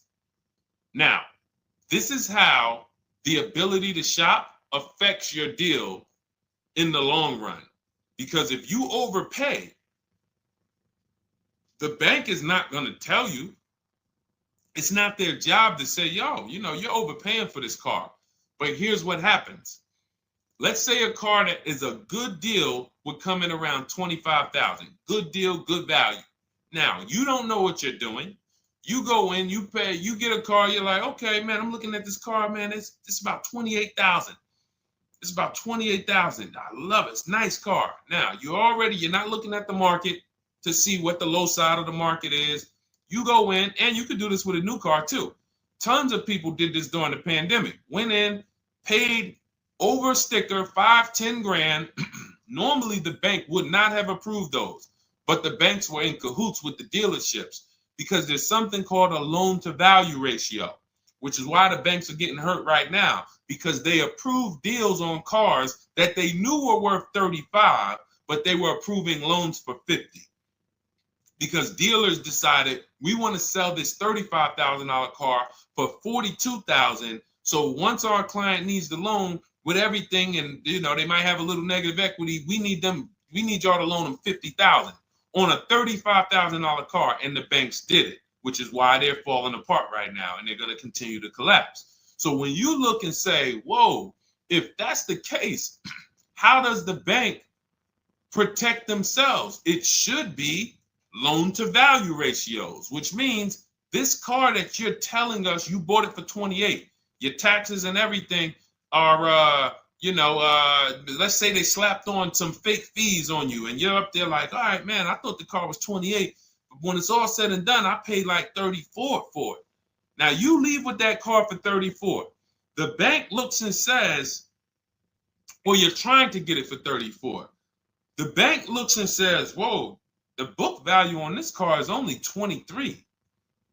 So actual cash value might be, we could lend, the actual cash value is like 23. We could lend 25. I could see if somebody bought it for 25. We could lend that because they'll usually give you 20% above what the actual car's value is. So we'll lend on the $25,000 car, we'll lend you $32,000. You're asking for 34. That means you've overpaid by so much, the bank can't approve it unless you get them to the loan to value ratios where they're comfortable. So they're going to say, you got to put down $2,500. You got to get to, you can't borrow no more than $32,000 on this car. You need to come up with $2,500, come up with $2,000. So whenever a dealership's coming to you and say, hey, listen, the bank needs you to come up with this, they're overcharging you. And you're about to take a deal being overcharged because you're overpaying for the car and the bank is saying, we're not taking on all of that risk. That person needs to put some more money down because I know y'all trying to sell them this $23,000, $24,000 car for 33, but we ain't going to help you do that no more. Now, this also happens with negative equity. People trying to move 5-10 grand negative equity over to their new car. And now it's like, oh, wait, the bank's saying you got to put money down. Same reason. So it's two cases, lots of negative equity or you're overpaying or both. But that's a signal. All right. Again, that's why we bid out transactions. When you get multiple offers on the car you're buying and multiple offers on the car you're selling that you have negative equity on, you can see, no, y'all not pulling wool over my eyes because I know the market. All right. And all of this is done from home. That is why our system and our teaching, our philosophy, our company is called Cars from Home. That should ground you in the fact that everything we're talking about, 99% of it is done from home. 99% in minutes, not hours, minutes. All right. So if you guys want your blueprint, if you're like, hey, Deshone, listen, great stream. I enjoyed it, learned a lot. No way I'm going to remember all of this. Can I get the whole blueprint step by step? That is my digital book, Cars from Home. This is specifically for people who are like, I don't like car shopping. I'm not going to know all of this stuff. I want to enjoy my car shopping process. I'm tired of having buyer's remorse. I'm tired of leaving the dealership hoping I won, wishing, I don't want to talk about my numbers. Don't even ask me what I'm paying. Don't ask me what I paid. Don't ask me like that. You can see people from our school, look, they're already always posting their numbers. They never post without posting their numbers because they're confident in them. $50,000 car for Ken, $585 a month, no money down. Look, Jen, she gets a 2025 Honda Pilot, $50,000 vehicle. She saves almost $6,000 off of the price, $5,600 off the price. We could do this all day long. Oh, this is a long one. Oh, graduated. I put $1,000 to hold the vehicle Saturday. The dealership we ended up made the best deal, easiest, quickest process, little over 2-hour drive away. That is a signal. What you're going to see a lot, and y'all are going to get used to it, is driving an hour, hour and a half to go to get that car from the dealer who won the bid. Convenience costs you money. Every one of our students, our book readers who use what we teach, they are absolutely prepared to be, oh man, the dealer that won the bid, they're taking off $15,000. Man, they're 2 hours away. That's a nice drive, ain't it? Nice drive. Oh man, I'm driving I never made this much money on a drive before. And then you start to see most of these local dealers, they think they got me because they see my zip code and they're like, well, this person ain't gonna shop. So listen, hit them at this price. They don't realize that that dealership an hour and a half away is like, hey, we got the car. Hey, we'll sell it to you for this. But they never expected you to find them because most people don't find them. So that is the Cars from Home system. It's very simple, 7-step process. I walk you through it. And in my digital book, you'll have all your questions answered because it's a step-by-step process. You literally just do one step, check it off. Next step, check it off. Next step, check it off. By the time you get to step 7, you're setting up your delivery of your car or you're going to pick it up. All right. But it's normally $97. Part of my welcome offer, 30 minutes only. You can go grab a copy for $24, 75% off, and you will have it in your inbox. Make sure as soon as you get your book, you screenshot the thank you page, has my support team's email on there, just in case the book's not in there in the next 10 minutes. Maybe you type your email wrong. Make sure you check your junk and your spam folders. But go grab your copy. You'll have everything that we teach in a step-by-step manner. You'll be able to get cars in 60 minutes, 90 minutes from home, and you'll start to enjoy the car shopping process. All right. You'll be sending me your email just like Marie and Ken and Milligan, all of these people. You'll be sending me your deals. Okay. And for those of you, you have a different learning style, you can look into, you've been seeing us sharing a lot of these Facebook posts from our group. Our Cars from Home Shop with Deshone program is video checklist instead of book checklist. So if you're like, I'd rather have some, 3 to 5 minute videos that I can watch and walk me through the steps, that's our Cars from Home Shop with Deshone program. We have our private Facebook group where you got 1,600 people that have come before you. They're always answering questions. I'm in there 4 or 5 days a week. And then we do 2 coaching calls a month, first and third Wednesday. We actually got one shortly we're going to have. And, you get hands-on guidance. So that's hands-on, and some of you might like us to totally shop for you. That's going to depend on if you qualify. I would rather teach you to fish. The only reason we created Done For You is really for the wealthy people. I don't want you paying us to go shop for you. I would rather teach you to fish. But I know there are people who your time is so valuable, whether it's the money you make per hour. I could show you how to do this in 60, 90 minutes, 2 hours, but you would still say, I'd rather you guys do that. I got money to make. I'd rather be with my family. I want to be doing other stuff. Here, I pay for services that I believe in. That's why we created Cars from Home Done For You. I would much rather all of you learn to fish so that you can do this over and over and over again. Teach your kids, teach your family, teach your cousins, teach your neighbors, so that everyone knows how to do this Cars from Home shopping process. Okay? But if you're in that category, in that class where you're like, Deshone, no, I'm that person, then you book a call with our team and see if we can help you with Cars from Home Done For You. All right, so that's our stream for today. We will be back. Lady V, I talked about the updates. I think you asked that question and then you jumped off the stream. So just watch the replay and you'll see there's new videos coming to day 5. The 25 to 5 process is being updated. So just as soon as you asked that, we talked about that for maybe about 5 minutes on here. I guess you jumped off. But yes, we'll be back tomorrow, Thursday, noon Eastern time. Meet us here with your questions, and we look forward to it.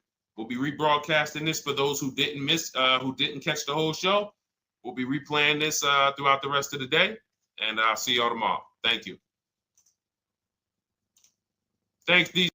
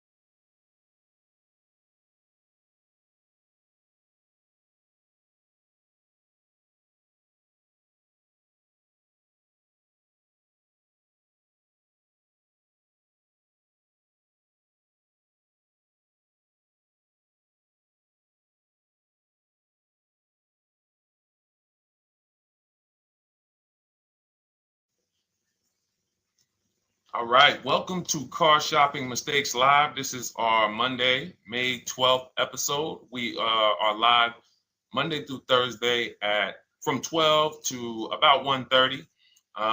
My name is Deshone. I'm known as Deshone the Auto Advisor. And what I do is make sure that people like you never overpay for cars. That's what we've been doing for the last 4 years online. And I spent over 14 years in the auto industry. Worked for General Motors for 5 years, Mercedes-Benz for 5 years, had my own new car brokerage. And now I focus on making sure you have the strategies you need from the inside. So what you're going to see is my perspective is very different, being inside dealers for 14 years. And so you can feel free to start typing your questions. Again, we are live every Monday through Thursday. You can mark your calendar so you don't miss a show at 12 noon Eastern time. And no question is off limits. There's really nothing that I think is going to catch me off guard. So, feel free to start throwing your questions out. First of all, who's shopping for a car? If you're shopping now, or you will be shopping in the next 6 months, type me in the comments. Who's shopping or will be shopping in the next 6 months? Because what you're going to see is you don't want to wait. A big part of what I teach is making sure you're positioned to get great deals, which is not waiting until it's an emergency. Now, sometimes you have an emergency, your car is totaled, your car was stolen, you have less than 30 days with your rental car and you have to get a car. That's different. But we don't want to go into a $30,000, $50,000, $100,000 transaction waiting to the last minute. So who's shopping for a car? Let us know in the chat. Let me know. Hey, yours truly. Great to see you. Great to see you on YouTube. We are live on 4 platforms: YouTube, Instagram, Facebook, and TikTok. So I have my man Dolan, the best moderator in the world, bringing your questions in. So no matter what platform you're on, you can start typing your questions. Now, this whole stream is going to be sponsored by my new digital book. It's called Cars from Home. 7 steps to saving time, money, and avoiding dealerships. It's already 5-star rated. If you look on goodreads.com, thank you to everyone who has reviewed the book. You've sent me your stories. You sent me your testimonials. You sent me your deals. Continue to do that. I love getting those emails. It makes a big difference. People like Marie, she got 13,000 off using the book, using the steps. It's a simple do-it-yourself blueprint to really, really maximizing all the money in your car deals. And you can get a copy for the next 2 hours for 75% off. It's normally $97, but as part of our book launch special, you got your copy for 75% off, $24. So you can go to my TikTok bio, Instagram bio, the YouTube comments, or the Facebook comments. We have a link for you, and you can grab your book. You won't leave the stream. And you can come on back. Feel free to ask as many questions as your heart desires. All right. Good to see you, Nikki. Happy Monday. Great to see you.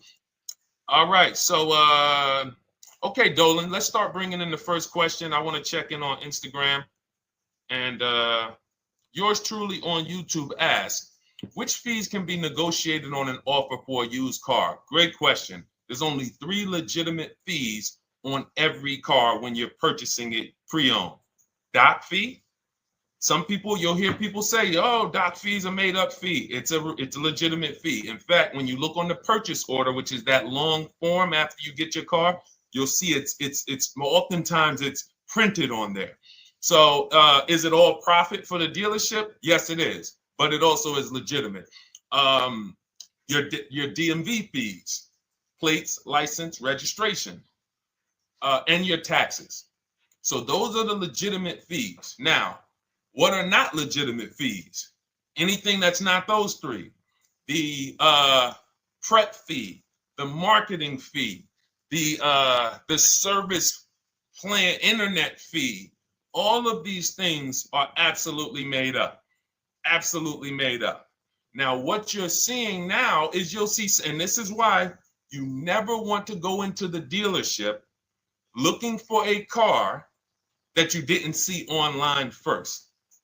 Online is where we create the competition. Once you're there, we've lost our leverage. That's why everything we teach is called Cars from Home. 99% of your transaction can and should be done from home, where you can see that fine print, where you can actually you can see the dealers who don't have the fake fees before you get out there and waste your time with the ones who do. So you'll see all types of made up fees. Now, what is also being made up, let's go a little deeper on this, is the people, all right, if I put a mandatory service plan on my car, it's not, there's value there. It's not like the internet fee, which is just a ripoff, or the prep fee, which is just a ripoff. There's a service plan built in. Okay, then we have to determine if there's value there for us. There's a key replacement built in. But here's how I would like you to think, yours truly, and anyone who's in a similar situation. You'll be shocked. Anyone who'll be shopping for a used car, type the letter U. I want to drop a couple things for you to keep in mind and lock in. If you're going to be shopping for a pre-owned car, type the letter U. So yours truly, when we're looking at cars, what we want to do is we want to see. Oh, sorry, hold on. I'm just. Oh, thank you to everyone who shared this broadcast with a friend. I appreciate it. If everyone shares with one friend, we'll change the auto industry in less than a year. So you want to look at, as you're looking online, you want to be able to see the low side of the market for the car you're shopping for. So let me give you an example. Let's say you're shopping for once you have your budget, you want to try to get as new of a car as possible. If you don't see cars in that budget, go 1 year back. I always like to do 100 miles. You don't want to just do this neighborhood shopping, because here's again, as someone who's been in dealerships or who was in dealerships for 14 years, I can never be in dealerships now. No dealership I wouldn't want to work in a dealership, but there's no person who could tell you guys the unfiltered truth and be in a dealership. They're going to get fired. So, but here's what you'll see. The total cost is what matters relative to how much the car was when it was brand new. I don't want you to pay attention to what they're offering the car for, because that is a made up number based on algorithms and market. Who's ever seen somebody, sometimes you're on a website and it'll say, this car it's a fair deal. It's a good deal. It's a great deal. Who's seen that? That's based on an algorithm. It doesn't actually, it's not real value. Here's what's real value. Let's say you're looking at 4 Honda Pilots. They're asking $22,000 for one, $23,000 for the other, $24,000 for the other, $25,000 for the other. So 22, 23, 24, 25, right? Now you're looking and you're like, well, these cars look a little similar. You know, this one, what's the best deal? Once you get the new window sticker of that Honda Pilot, you'll see one of these Honda Pilots was $45,000 when it was new. This other one was $46,000 when it was new. But this other one was $53,000 when it was brand new. And that's the one that's actually giving me the biggest discount. That's the value. Without knowing the original price of that car, we can't determine what value we're getting in the price they're offering us. And when we don't do this, we make this mistake. We end up doing what some people did during the pandemic. They paid the same price for pre-owned cars as they were when they were new. Everyone didn't do that, but a lot of people did because they thought this was my only option. There were people who paid $27,000 for a Toyota Camry that was brand new, $28,000. This is how we prevent that.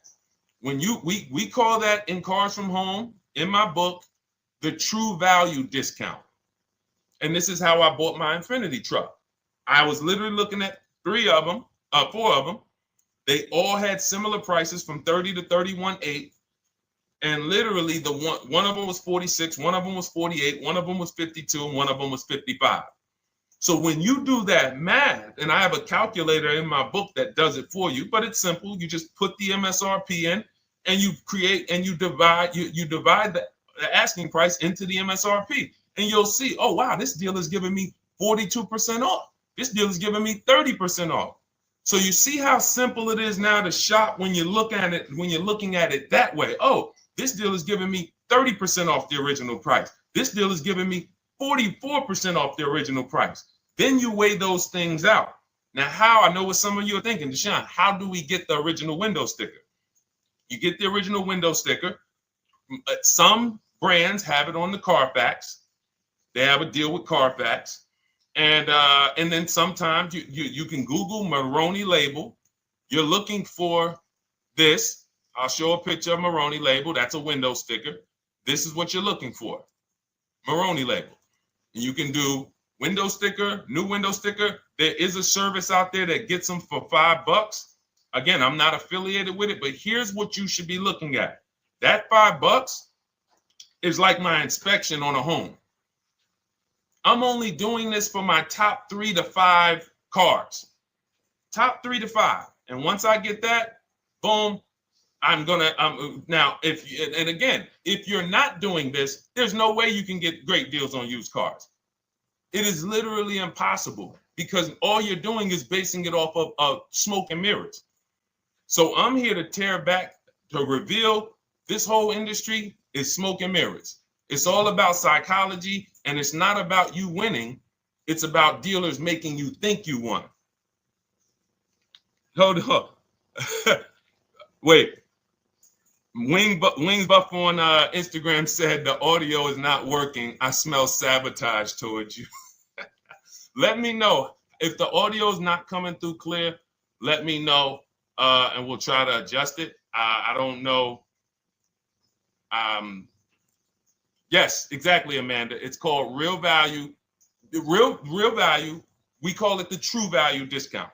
That's what it's called. So it's biggest discount from the original price. So when you're out looking for pre-owned cars, your only mission is to look at, you can ask the dealer sometimes, hey, you got the original price of the car? Again, you don't buy a new car without it. Thanks, Creole Queen. I appreciate it. She said on TikTok, we're fine on TikTok.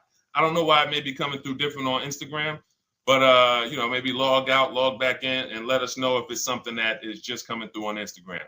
But you'll see the difference. Type $ if y'all understand that before we move on, because we got a lot more questions coming in. But without getting the new car price of the used car, it's impossible. We can make up a price. We can literally just make up a price. Oh, we're asking $32,000 for the car. How do you know that's a good price? But when you know, oh, that car was originally $61,000, they're asking $32,000 for it. Oh, I saw another one over here. They're asking $30,000, but the original price was $50,000. It's not a good, you get what I'm saying? Lower price, which is what most people flock to. Oh, this one over here is $1,000 less.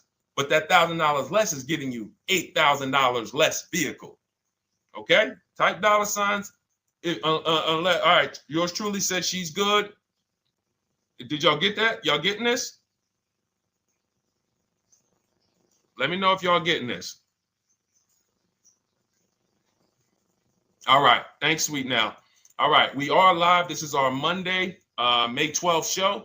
We do these shows Monday through Thursday, 12 noon to about 1:30 p.m. Eastern time. So we'll also rebroadcast the replay throughout the day. So if you couldn't catch it live, definitely catch the replay, and you'll be able to catch up on anything you missed. EJ, great to see you on Facebook. How do I buy a Tesla since they only are online and at one price? Great question. You don't negotiate with Teslas because they are actually one price. So when you look at a Tesla, you're actually looking at something none of the car dealers do, but they want to make you think they do it. One price, which means when you come into a Tesla in New Jersey, same price in California, same price in Florida, same price in North Dakota. Every other brand Every single car is individually owned and operated. Every car dealership. And, I remember like somebody came on the show and said, oh, Nissan is overpriced. I said, no, whatever Nissan dealer you went to was overpriced. There's another one probably 10 miles away. There's another one 15 miles away. There's probably 8 more of them within 25 or 30 miles. When they can make you think, oh, we're all the same, they got you. Big mistake. Very expensive mistake. Thinking every dealer is the same. They're all different. Even the ones that are owned by the same people, most times are still in some competition with each other. But Tesla, unless you're buying a pre-owned one price, no matter where you go, no negotiation. That's what it is. No other brand is like that, though. Go ahead, Dolan. Next question. Good to see you, Nia. Good to see you, Chantel Davis. Vanessa, good to see you, Maze of Empathy. Jonas checking in on TikTok. Great to see everybody checking in. Yes, exactly. Now, I'm actually pulling up something from my first book. It was called 52 Car Buying Questions Smart People Don't Ask That Cost Them Thousands. One of the questions was, how, when, and why should you visit a car dealership? How, when, why? There's only 3 reasons to be in a car dealership. 3 reasons. That's it. You're there to pick up your car because they don't deliver. You're there to test drive a car, or you are there to have your car that you're selling them appraised. That's it. You're meeting with the used car manager to have a car appraised. That's it.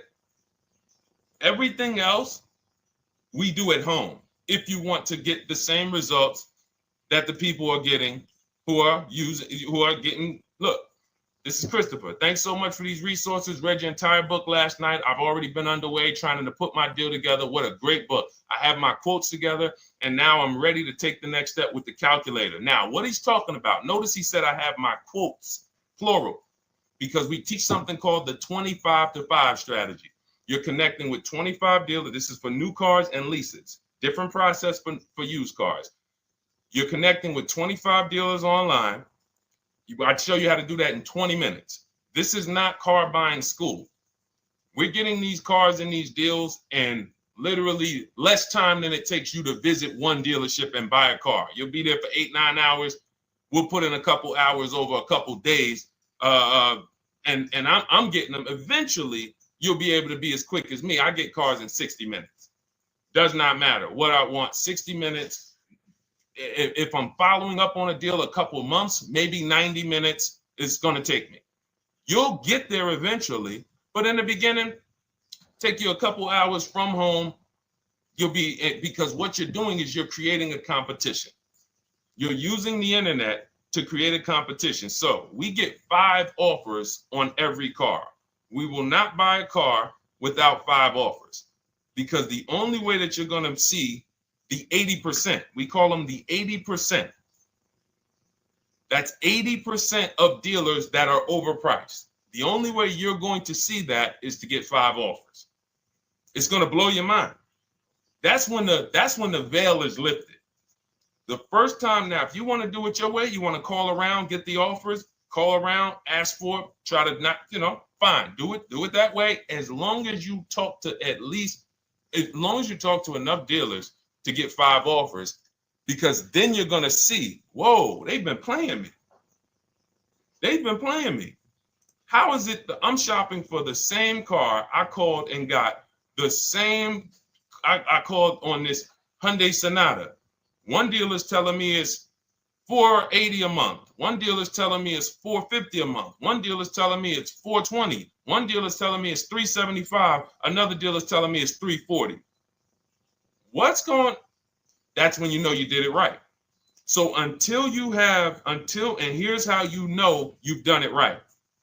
If you don't see a $3,000 to $5,000 spread from your best offer, which we call the 20% dealers, to the worst offer, you didn't shop correctly. We have people all around the country, We've been helping people since 2021. In fact, during the pandemic, we had people really killing it because they were selling their cars for 7 grand, 12 grand more, putting that equity in their bank, doing leases, no money down. So it was a phenomenal time for people who had cars to replace and were making dealers bid to get their new cars. So doesn't matter the market. But until you actually do it, you're not going to, it's harder for you to believe it. You get what I'm saying? It's harder for you to believe, wait, you mean 8 out of 10 dealers are overpriced? 8 out of 10. That's why you must get 5 offers for you to see, wow. My highest offer is $200 a month more, and that's my local dealer. That's the dealer that's 20 minutes away, because oftentimes some of your closest dealers, when they see your zip code, they'll be like, oh, this person is not going to shop us. Let's give them this offer. It's that dealer that's 45 minutes away, an hour away, when they get your notification on their website and they're like, whoa, okay, this is a person in our competitor's market. Let's take this deal from our competitor. It's going to blow your mind. And then it'll be changed. Right now, you're just being exposed to the information. And the same thing on used cars. The best value used cars are $3,000 to $5,000 less than the highest price used cars. It's just what it is, because 80% of dealers are going to, even when they say it's their best deal. Who's had a dealer say that to them? That's our best deal. That's the best deal we can do. Listen, that's the best deal we can do. Who's had that? Raise your hand. Who's in their car buying purchase, in their shopping, has heard a dealer at any time say, hey, that's it. That's the best deal we got, right? They're not lying. They're just not going to do, they'd rather you leave and they'll sell the car to someone else. Because they're like, we're not going lower than this. But here's the thing, their competition will. That's their best offer. It's not their competition's best offer. So it's very important to understand that. Okay? All right, let's go, Dolan. Let's keep it going. Next question. Oh, good day. I'm glad you got the book, EJ. Use it. Win. Send me your success stories. Continue to just follow it step by step. Ask yourself, what step am I on? It's like a checklist. Boom, that step's done. Go to the next one. Boom, check. Go to the next one. Hey, I'm looking for a car right now. I have 7 to 10 grand. Which way should I go? Well, I mean, if that's your budget, you probably can look for, and this is not what I teach, but I do have we call this a smart car. It's not that type of smart car. The little one stands for saving money at the right time. And if I got 7 to 10, what I'm looking for, I'm on Facebook. I'm looking for something. See, and this depends on what you need. See, needs, you pay for 5 things in a car. You pay for 5 things. Remember this. Size. So anyone who's like, oh man, I need to save money. Here's what and let me actually tell you why I want you to know this. When I was in Mercedes-Benz, right? We had people come in. I remember a woman came in. She's like, okay, I got kids. I need the one with the 3 rows. All right. So she needed the one with the 3 rows. We go through it. We pick it out. Once we get her a price on it, it's way outside of her budget. Now, here's what she says. Oh, what about the one, the 2-row one? Now, my question to her, because I'm an advisor, even when I was a car salesperson, I was still, and my brand was Mr. Mercedes. So the people who are in New Jersey, I created the Mr. Mercedes brand. And I said, didn't you tell me you had kids and you needed the 3rd row? She said, oh, yeah. So I said, why are we even discussing a 2-row vehicle then? She's like, yeah, no, you're right. I'm like, this is just not the vehicle for you. And that's okay. But the worst thing you can do is to go smaller than you need on a vehicle, because now you're not gonna like the vehicle in literally the vehicle's not functional for you. So size is very important. That's why I created something called the smart sacrifices. When the budget starts to get tight, You have to know, what can I take out? So size, amenities. Amenities is, do I need the leather? Do I need the navigation? Do I need the sunroof? Do I need the big sunroof? Do I need the wheels, the fancy wheels? These are amenities. You got power. You pay for power. Do I need the engine? Do I need the bigger engine? Can I go with the standard engine? And then here's where the money starts to really go high. Class. So you look at Chevrolet, Honda, Toyota. Okay, that's class. You go to the next class, you're looking at, let's go Infiniti, Acura, Lincoln, Genesis. These are the next class, which means you can have a vehicle, same size, same amenities. It's 10,000, 15,000 more, different class. Then we go, and of course you have Mercedes, BMW, Jaguars, somewhere in between, Lexus. These are going up in class. So, and then the last thing you pay for, which is really expensive, is exclusivity. So when you have a vehicle, oh, no one else has this vehicle, you're going to pay for that. You can have a super small vehicle. It doesn't have a lot of features, but no one has it. It's a ton of money. So as you're looking at your car with a $7,000 to $10,000 budget, you got to ask yourself, what can I take out? And I say, don't let it be size.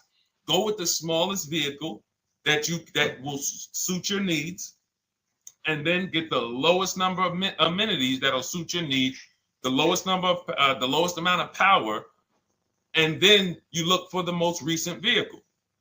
And I would look for something. Let's just say, for example, someone's looking at a Mazda 3. It's a $25,000 vehicle, brand new. I don't need the leather. I don't need the fancy stuff. I don't need a big bunch of power. I could probably find one for 10 grand that's not too old, maybe about 5-6 years old, if I'm looking correctly. But you have to know what you can live without, because if you go and do what most people do, most people are not going to listen to what I'm saying. They're going to go out and they're going to buy a big SUV with leather and all the features, and then they're going to get a 9-year-old one with no warranty because there's just no discipline there. See, the things I'm talking about, the disciplined people, the people who are financially astute, who's like, Deshone, I never knew that car buying was this serious. How, like, I'm overspending by $5 grand every car, a minimum. There's no way that you're not. So these things weren't taught to you. None of us were taught how to buy a car. We were literally indoctrinated into, this is how you get cars, ladies and gentlemen. And who indoctrinated us into that? The auto industry. The auto industry. No one told us, oh, create competition, shop for cars like you shop for other things online. There is an internet, no one taught us that. So you have to say to yourself, all right, boom, I got to unlearn so that I can relearn the new way to make sure every time I get a car that I love and I get the most for my money, which is not what most people are doing out here. There's blood in these streets. You hear people, oh, there's no cars, there's no deals. They're walking in the dealer saying this stuff. Like, you're going into a person who wants to sell you something and giving them all the strategy, all the ammunition to sell you, raise the price. Hey, man, I've been looking for this car. Not many people has it. Cha-ching. Thank you for telling me that. Oh man, the tariffs are coming too, right? I hear the tariffs are coming, so things are getting more expensive, right? Yep, absolutely. Yes, they are, Mr. Customer. Thanks for saying all of this stuff. That's how most people buy cars. That's why the auto industry is just printing money on the public. So you got to change your behavior, and that's what we do here. And it's easy, and it's fun. You look at the people. Look, and we'll take some more questions because I see we got one that just came from Nurse Gregory. I got you on TikTok. So this is our Monday, May 12th live show. So we are live. You can feel free to type your question. We rebroadcast this show throughout the day, but we are live every Monday through Thursday at 12. So, but look, when you look at the confidence from Brian. Look, just finalized my deal. First ever lease using your system. 2025 Honda HR-V Sport, $30,000 MSRP, $395 a month, 1.2 ratio. That means he understands how to value leases when he's putting his ratio. 12,000 miles, 36,000 miles, 36 months, no money down. Initial quote was 434. Then he used our calculator, and the counter offer came down to 394.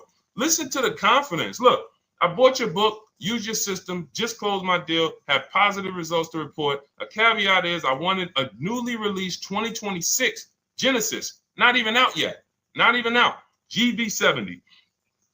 And there are no incentives. I could have gotten incentives on the 2025. However, I wanted the 2026, was willing to pay. I reached out to 20 dealers. We show you how to reach out to 25, but on a Genesis, may not have been as many dealers because it's more of a luxury brand. They haven't built as many dealers for Genesis yet. He says he received 9 offers. Look, that's how we know when you're doing it right. 5 offers, 9 offers, 7 offers. How many offers do you get? Thanks, y'all, for running those likes up on TikTok. Could y'all just keep double tapping the screen every time you hear something you like? You're going to see those likes continue to run up. See, this is it. I'm happy with this. Look, he gets an $815 a month payment on a $58,000 vehicle, 1.4. Now, again, 1.4 is incredible value when you add up those payments relative to the MSRP and taxes. Our goal with leases is to be under 1.5%. Now, I know for a fact he could have gotten about 1.2 on a 2025 Genesis because I just saw a person who's using our system get that. Phenomenal deal. But he wanted that 2026. So he gets his bids. And again, until you see the other offers that are 150, if every single time you get a car, you're not seeing $3,000 to $5,000 minimum from the car you get to the other offers that were offered to you, then you weren't shopping correctly. And again, if you want to do it yourself, you want to call around to get quotes, feel free to do that. We do this all online without talking. Who doesn't like to talk to dealers? Type me in the chat. You don't like to talk to dealers. So the people who are using our stuff, they're not going in trying to remember, oh, I'm in the dealership now. Let me say, what did Deshone tell me to say? All right. Oh, man, I'm not supposed to tell them about my trade-in. That's old 2005 stuff that car dealers been on. We've been knew about that stuff, that you were holding your trade-in till the end. That's why we're going to ask you questions that you're not really ready for. Hey, Paul. Hey, good to see you, Paul. Thanks for jumping in, coming in today. The car you drove up in, whose car is that? That's what you've been driving for a couple of years? Yeah, okay, yeah, that's yours. Okay, perfect. So we are already trained to ask you questions that we're going to get the information. So the only way, I'm not training you to go in and do battle and negotiate with someone who negotiates 3 times a day, 5 days a week. When you step back, start making dealers negotiate with themselves. That's what bidding is. You're going to see, whoa, it's easier to save money from home than it ever was going into a dealership. All right. Good to see you, Jamel, on YouTube checking in. Good to see you, Paul, on Facebook checking in. We are live on Facebook, Instagram, YouTube, and TikTok. And for those who, hold on, let me see. Do I got any sharers? Who shared the broadcast? Raise your hand so far. Raise your hand so far if you shared the broadcast with a friend or if you hit the share button. Nurse Gregory? All right, Nurse Gregory, send me a DM.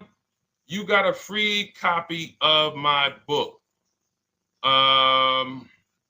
Let's see. That's it. I don't think we have any. No, if you share now, it's too late.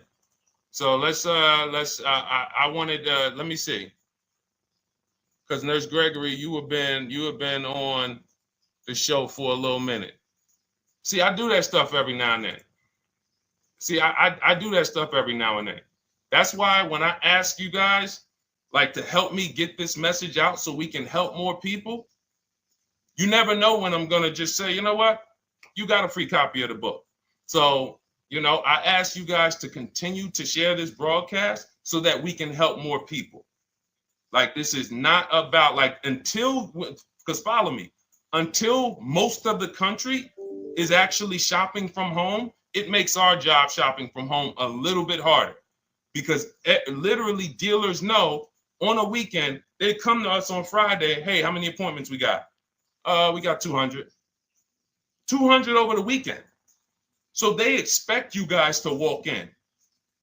So until that goes from 200 to 100, and they're like, whoa, what's going on here?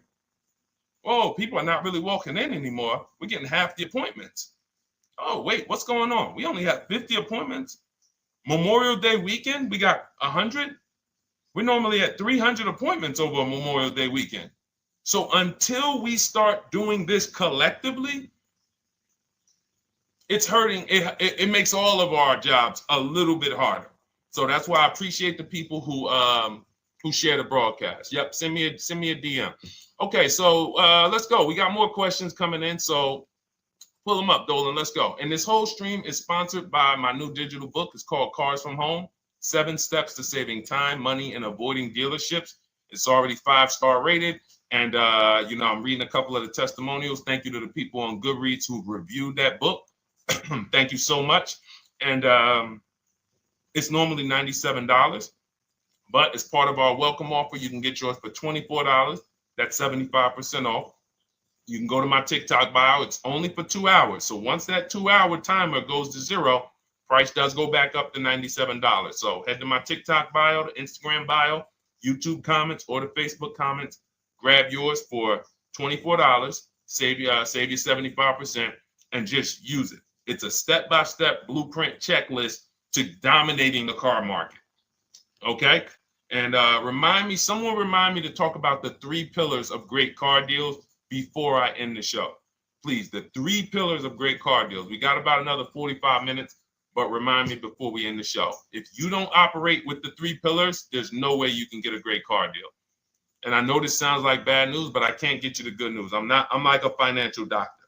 And we have financial cancer when it comes to cars. So it's not a pleasant thing, but we can get you to the other side. You're losing a ton of money. You're losing equity. You don't even know you can sell cars without the title that you haven't paid off yet. You don't know you can sell leases. All of this stuff is costing you thousands and thousands of dollars, but we can get you to the other side. Third, so nowadays, it's always better to just buy new, especially if you plan on keeping the car long term. No, absolutely not. If I'm keeping the car long term, there's something. So step 1 in our book is called the 8-year rule. It's the 8-year rule. Who's always wanted to know what's better, buying or leasing? Type me if you've always been like, Deshone, I hear about buying, I hear about leasing. When is it better? When is it better to buy? When is it better to lease? Who's had that question? We have an anchor called the 8-year rule, which answers the question. The next car you're buying, how many years are you planning to keep it? Type it in the chat. We had a bunch of people that said they'll be shopping. The next car you're going to be purchasing, how many years do you plan to keep it? Okay, Nurse Gregory, I see 5. Okay, let's get some more answers. How many years do you plan on keeping the next car you are going to purchase? 2 to 3 years, Jamel Singletary. Perfect. Good to see you, Jamel. Rain King Leo on Instagram, 2 to 4 years. Perfect. Okay. Paul on Facebook says as long as possible. You got to go with a year. See, that's the reason why. See, the longest possible, well, give me a year, a number of years, because you're going to see people be like, oh, I plan on keeping that car, and I didn't do the research to even find out that the car wouldn't last that long. So, I'm not going to buy certain cars planning to keep them as long as possible, because it says literally around 100,000 miles, I'm going to start having problems with them. So if I buy them pre-owned, then I get to 80,000 miles. I mean, car starts having, so we need years. Mel Nelson on Facebook, 9. Paul, I see you, 10. Okay, Danielle Rosario on YouTube, 5 at least. So check this out. Roashu, I'm sorry, I probably butchered your name, on Instagram, 6. All right, DJ Ant Nice on TikTok, 6. Okay, 8-year rule says If your answer to that question was 8 years or longer, you should be shopping for a purchase, new or pre-owned, depending on your budget. Now, if your answer was less than 8, then you should be shopping for a lease. Both of these things come with caveats. Below market. Not these lease deals you see on commercials. Those are not lease deals. I don't even call them deals. None of those prices, as you guys see me share the leases that my students get all around the country and the people who read my book, you're going to be like, wait a minute. Those don't sound anything like the prices I see on the commercials. They're not. We get below market leases. And most of the time with no money down. We always shop with no money down. On a purchase, you need a below market purchase. Again, you should see $3,000 to $5,000 above on other cars that you didn't buy. So the car you got, whether you're purchasing it or leasing it, it should be $3,000 to $5,000 below the other offers that you've seen, the other cars that you've seen online. So when we look and say, do we go new or pre-owned? And I know some of you got shocked with who was taught never lease a car. Like when I just said the 8-year rule, and I said, hey, all of you who your answer, Jamel, 2 to 3, you should be shopping for a below market lease. Dario, YouTube, you should be shopping for a below market lease. Madison, Marv on Instagram, below market lease. Yep. Rain, you've had your car for 3 years. You're already debating getting rid of it. You should be shopping for a below market lease. Yep. Nurse Gregory, below market lease. DJ Ant Nice, below market lease. We'll talk about that in a little bit. You can ask why.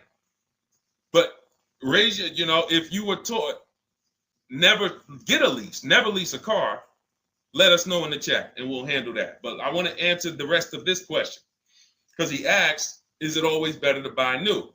So if his answer, for those of you who said, I'm keeping more than 8 years, I'm not breaking the 8-year rule, I'm shopping, don't think about leasing. You're keeping at least 8 years, leasing should not even be in your vocabulary. Now, new or pre-owned.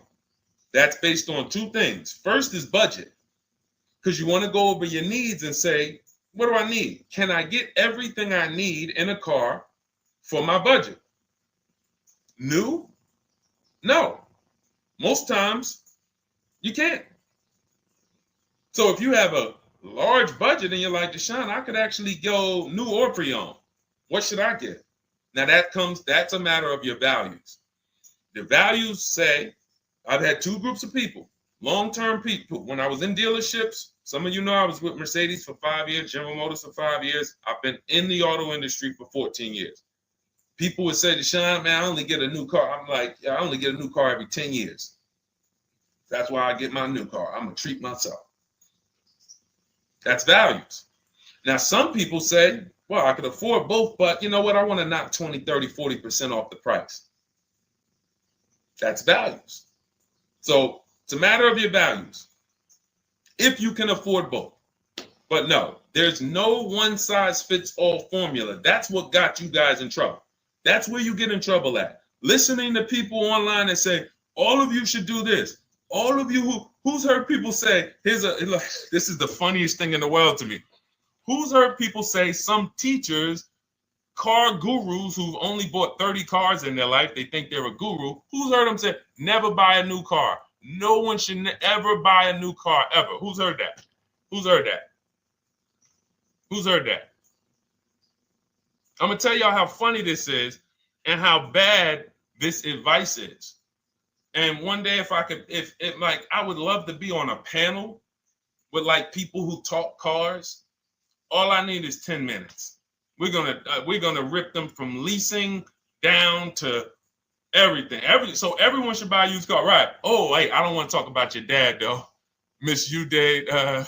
She said I heard it from my dad. All right, but your dad probably is not saying everyone should buy used cars. There are people who say, all right, Paul, you've heard it. All right, Rain King Leo, you've heard it. So let me ask you a question. If we ask some of these people who swear, hey, none of you should ever buy, and they talk to millions of people, and they preach this, no one should ever buy a used car. So here's the question. how do the cars become used? If no one should buy a pre-owned car, if no one should buy a new car, rather, how do the cars become used? So let's just say you could snap your fingers. So if you had it your way, no one would buy a used car. No one would ever buy a used car, ever.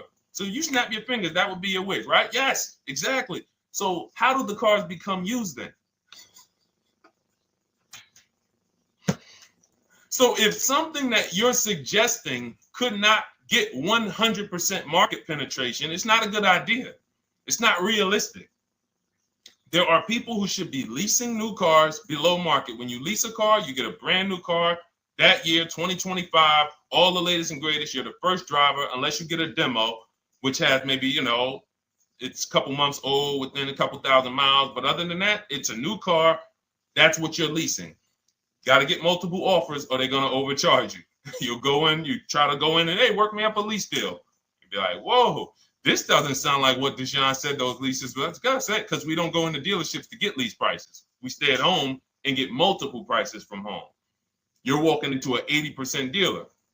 But yes, that's the difference. So the 8-year rule is to be your anchor for when I should actually be buying or leasing. And then once you go and say, I'm buying because I'm keeping 8 years, then you let your budget dictate whether you're going to shop new or used. And then you if you could afford both, it's a matter of your values. You want to treat yourself to a new car because you can afford it, make sure you get a below market deal, multiple offers, or do I want to get a pre-owned car so I can knock 20, 30, 40% off the price? Okay.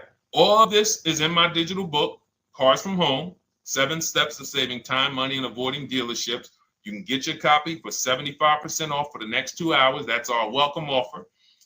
And you'll have everything I teach about how to get below market leases, below market purchases, below market bank bidding wars. We created something called the bank bidding war. For those of you who are going to need a loan, where do you get your loan from? Some of you say the dealer. Some of you say, oh, I get it from my credit union. Some of you say, oh, I get it from my bank. This needs to be a bid, because whenever you're doing it like that, you don't know. How do you know for sure that that was the best interest rate you could have got? 2 points on a loan could be $2,000. 2 points. So if somebody said, oh, I'm paying 6.9, but you could have got 4.9, literally thousands of dollars. So, and again, that goes into the 3 pillars of great car deals. We haven't discussed that yet. We'll do that before the end of the show. All right, let's go. More. Oh, by the way, for those of you who I didn't finish the sentence, you want your copy at 75% off instead of the $97, which is the normal price.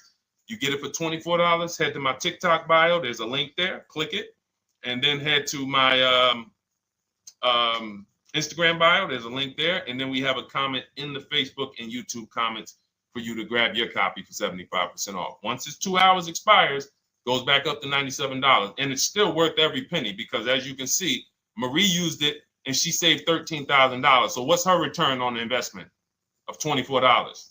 Just wanted to reach out, say thank you. Using your guide, which is the book, I saved over $13,000 off MSRP, got my payment to be hundreds lower per month and maintenance included, no money down. Just wanted to say thank you. Keep sending me these emails, y'all. I love bringing these emails onto the show.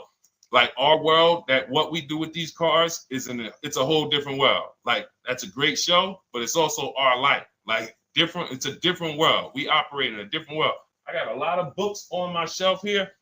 I cannot tell you books that actually give me ROI like Cars from Home. Like, she bought a $24 book. Even she might have got it for $97. And she saved $13,000 on one transaction. What about her? What about her significant other, if she has one? What about her children? What about her family and her household? What about when her mom or dad needs a car? It's endless ROI for one investment. Okay? So shout out to everybody that got their copy. Please keep sending me your emails. I love getting them. Let's go, Dolan. Next question. Awesome, DJ and Nice. You're gonna love it. Like, let me just say this one thing. Keep Dario's Dario from YouTube, keep his question up. But I want to say this to you, DJ and Nice. My niece, she's 20. Some of you heard me talk about her on earlier streams. She told me, listen, Uncle, when she asked me, what should I do? I said, I knew she's not keeping the car 8 years. I asked her because there are some young people who just are not into cars. Like they will literally drive one car long term, but typically in your 20s, things are changing, jobs are changing, families changing. Your needs for the car may change. So I'm like, listen, 8-year rules. You should be shopping for a lease. You're going to save way more money. Most people go out there and they'll tell you go buy a used car, and they'll put you in a used car for $300, $400, $15,000 is only, that's $300 a month. They'll go and put you in a, $400 payment, $20,000 used car, $18,000 used car.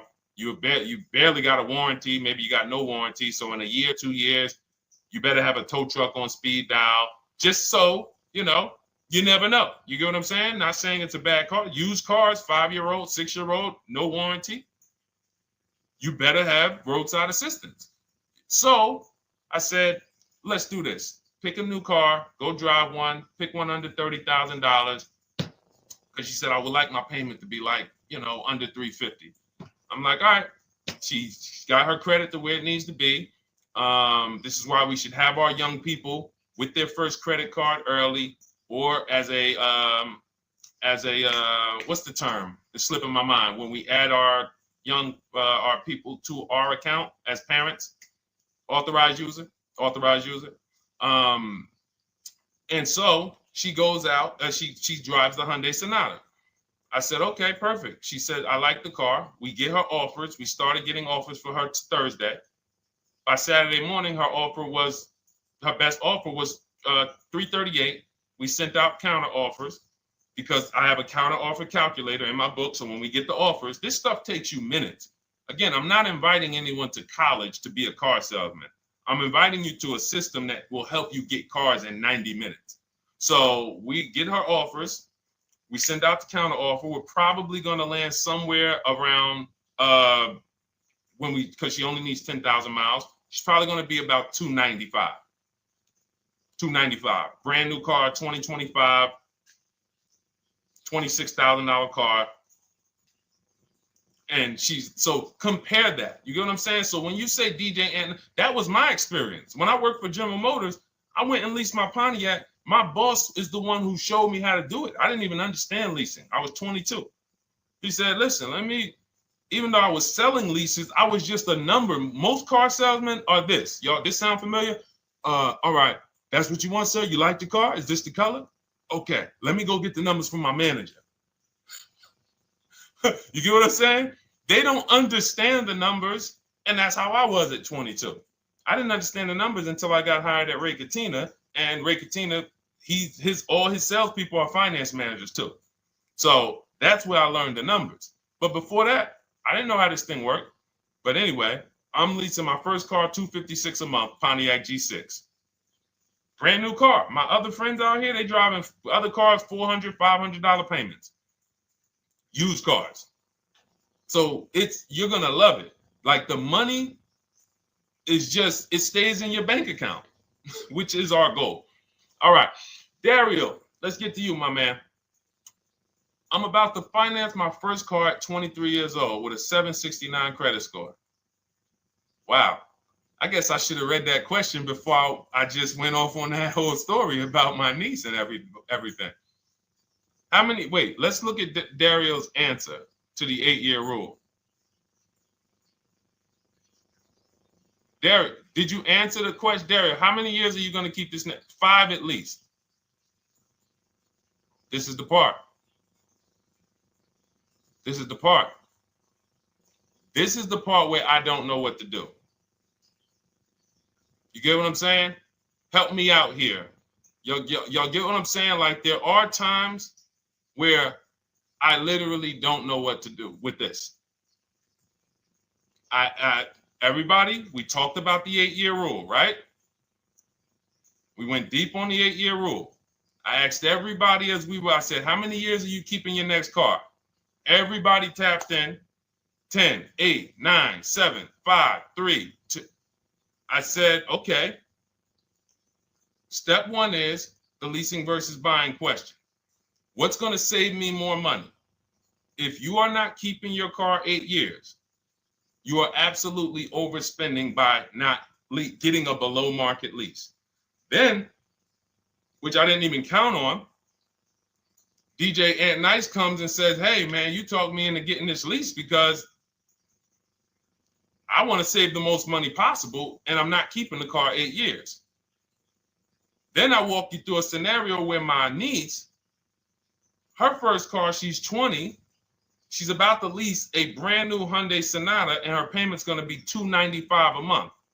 Add that up, $295 a month for 3 years, $295 a month times 36 is $10,620. That is her payments over 3 years. $10,620 over 3 years, which means if we look at the $26,000 car she's getting, and then we look at the taxes and fees on that $20,000 car, we're probably going to be somewhere around $28,000. Oh, I'm sorry. I'm wrong, y'all. I just pulled up the MSRPs on that car she's getting. It's $28,500. $28,500. She's paying a little over $10,000 to drive a $28,000 car that with taxes and fees would probably put her around $30,000. A little more, but let's just say you get a little discount, $30,000. She's paying. So if she bought this car, what would that car be worth in 3 years? What would that car, if she bought a $28,000 car, $28,000? Throw some numbers out there so we can really try to help Dario and the people who just, all right, may need us to go deeper on this. You might need me to go deeper on this. You might be like Dario, like, okay, Sean, I didn't grasp it. Let's go deeper on this. What would the car that she's getting, my niece is about to get for $28,000, $295 a month, what would that car be worth after 3 years? $28,000 car.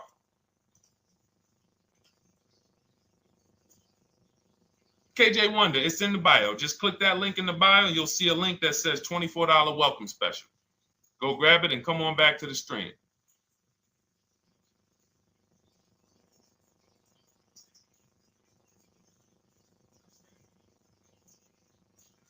Anybody want to tap in?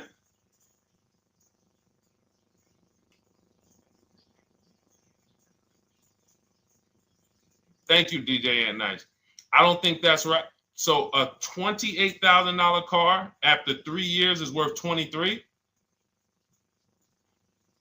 No. That's not after 3 years. That's probably like 1 year. After 1 year, it'll probably be worth 23. 15K depending on the brand. Paul, I think you're gonna lose more than. I don't know one car that sometimes like I don't know one car that depreciates $8,000 in 3 years.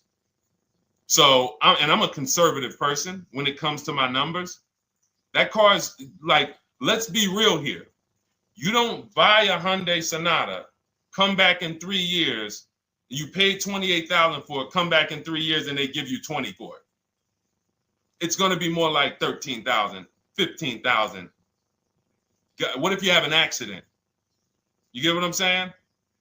So, and unfortunately, you know what's hard about this? The only people who really understand depreciation and how much cars lose value are people who pay cash. It's very tough for you to see what you're really getting when you're a payment shopper. But as someone who never, listen, people would love to go into a dealership, get a car for $28,000, come back in 3 years and get $20,000, come back in 3 years, get $18,000. I only lost $10,000. That doesn't happen. That's why people come back in 3 years and they're like, that's all I'm getting? So the point is, she's paying $10,000 of depreciation over a 3-year period. That's it.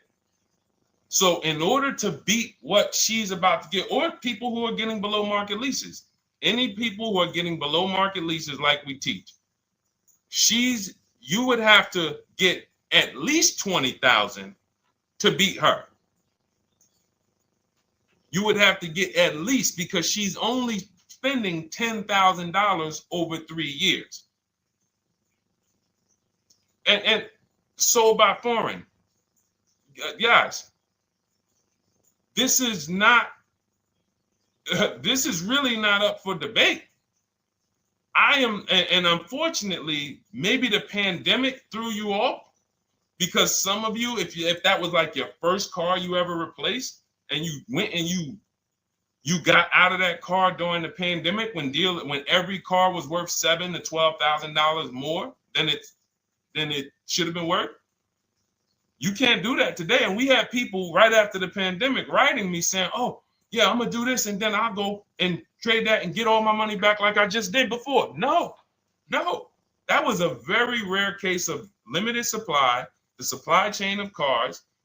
Now we might see that again with tariffs. When tariffs come, we might actually see our cars appreciate, because the whole new car market is going to be more expensive.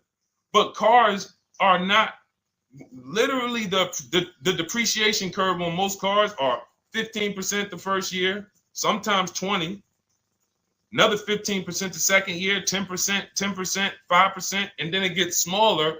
Once you get to about 7 years, the depreciation starts to cool off.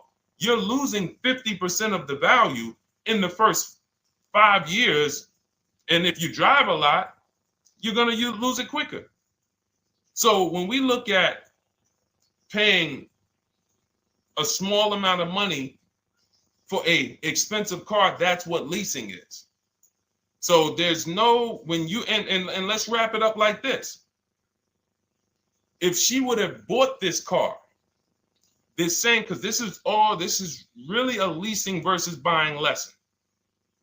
And I don't know, however deep we need to go on it, that's how much deep we need to go until some people it clicks, because it may not click for everyone. I'm trying to make it as simple as I can, which is why I'm only talking about what's coming out of your bank account. Like, isn't that what we're supposed to care about? But for some reason, some of us are thinking about other things when it comes to cars. We go into somewhere else. So let's look at if she would have bought this same car, the same $28,000 car with taxes and fees, probably about 31 and change. But let's just round it off to 30. What's her car payment, everyone? Those of you who know the rule, every $5,000 is about how much per month on a loan?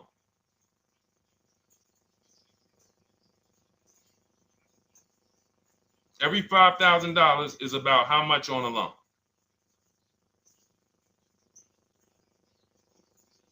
Now, every 5,000, thank you, DJ Ant Nice, you got it, $100. So again, these are videos that I make that, thank God, has been seen hundreds of thousands of times, some of them into the million. Every $5,000 is about $100 per month on a 5-year loan. Yep, you got it, Jamel. So what would this car cost her that was 30? Thank you, Tony, man. It would cost her $600 a month. So the same car that she's leasing for $295 a month would cost her $600 a month if she wanted to purchase it.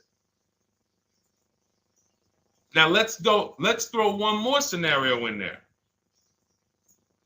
Let's say she finds one for this price that yours truly said, about $18,000. She gets a 3-year-old used one. 3-year-old used car, good mileage on it, taxes and fees. She's a little over, let's round it off to $20,000. What's her payment? What's her payment for a 3-year-old used version of what she's getting new right now? $400. So where does it make sense to purchase at? Thank you, D-Boss. On TikTok, we see you. We are live. This is our Monday, May 12th live show. We're live from 12 to about 1:30 Eastern time, Monday through Thursday. Mark your calendars so you don't miss a show. 400. Where does it make sense at? I'm on my 7th lease. Where can you tell me that it makes sense at, unless you're one of the people, like, let's go back to Paul, who's keeping his next car 10 years.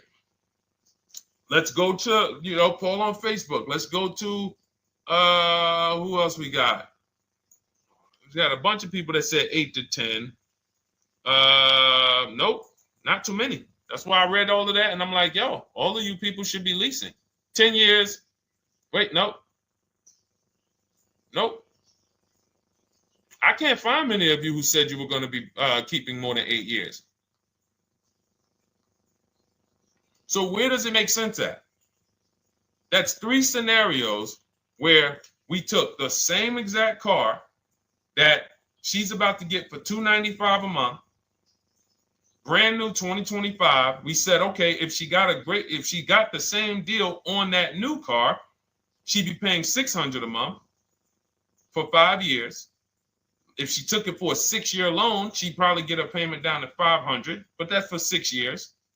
And again, she's not keeping the car that long. So when she goes to replace it, she's probably going to have negative equity in 3 years, like most people. Come back, every single car transaction you do, oh, I'm replacing it. Oh, you got negative equity. Oh, dang, how? This is how. And then we took another scenario of her buying a pre-owned one, and her payment on a 3-year-old one with 1 year left of warranty is higher than her payment on the new one. Where does it make sense? Thank you, Tony, man. It doesn't. It doesn't. Listen, depends on the interest rate and the length of the loan. We always, this is an average interest rate. So it's not going to be, your interest rate isn't moving you from from every $5,000 on a loan being $100 a month to every $5,000 on a loan being, $50 a month. No, it's not the way it works. Good interest rate, maybe every $5,000 is $90, 85 tops. It's not 50, to the point where, and this is how people get in trouble. That's why our people don't get in trouble, because they don't go in looking at a $20,000 or $30,000 car saying, oh man, I'm gonna get that to $400 a month with no money down. Yeah, you'll get it $400 a month with no money down. Your loan's gonna be 96 months. So when we have these boundaries, this is how we move. We're not even talking about the bidding process. We're talking about the bidding process is how we get the dealers to give us the best prices. Right now, what we're talking about is structuring our deals. Because if you go out and you get a great deal on a purchase, but you should have leased, you got a bad deal. You got a bad deal. If you go out and you get a great deal on a purchase, let's just say she gets $5,000 off this car. So instead of 30, she purchased it, she got them to knock off $5,000. Her payment still, instead of $30,000, it's $25,500 a month. Thank you, Just Enjoy, appreciate it. It's fine. So a great deal on a purchase, when you are not keeping the car 8 years, is a bad deal, because it cannot compare to if you had gotten a below market lease. It just doesn't compare. That's why I'm showing you these numbers. I'm a math person. I was in calculus as a junior. I love math. And my goal is to try to make the math simple by just showing y'all, hey, here's 3 scenarios: new car, used car, lease.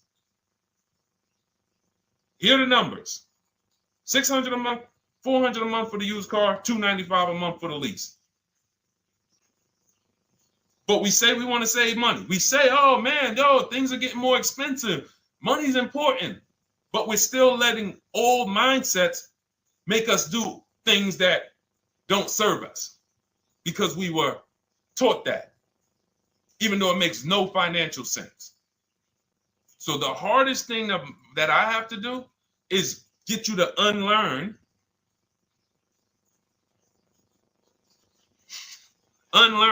what you have been taught.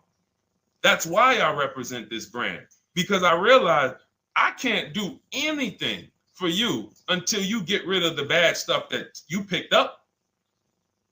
You didn't go to school and you were indoctrinated into, this is how they taught me to get cars, even though it makes no sense. It creates buyer's remorse. You leave the dealership hoping you got a good deal. I hope I did all right.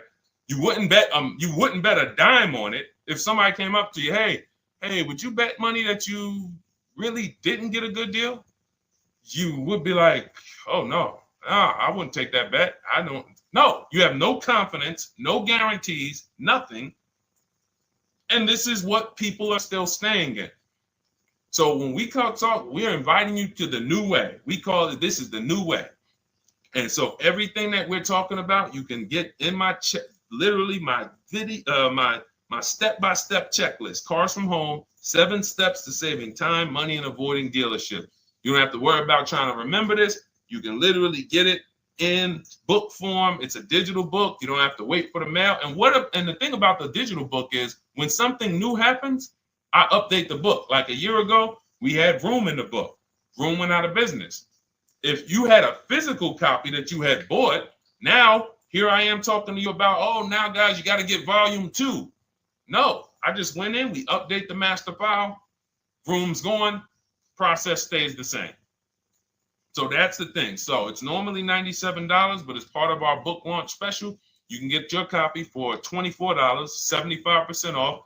It's a 2-hour only offer. So next 2 hours, if you visited, you'll see the timer. Once it gets to 0, the investment is $97, and it's worth every single penny. The return on that $97 will be incredible. But if you get there before the offer expires, you get yours for $24. So head to my TikTok bio, click that link, my Instagram bio, the YouTube comments, or the Facebook comments. We have a link there for you. Grab your copy for 75% off. All right. All right, Dolan, let's go. We got time for a couple more questions.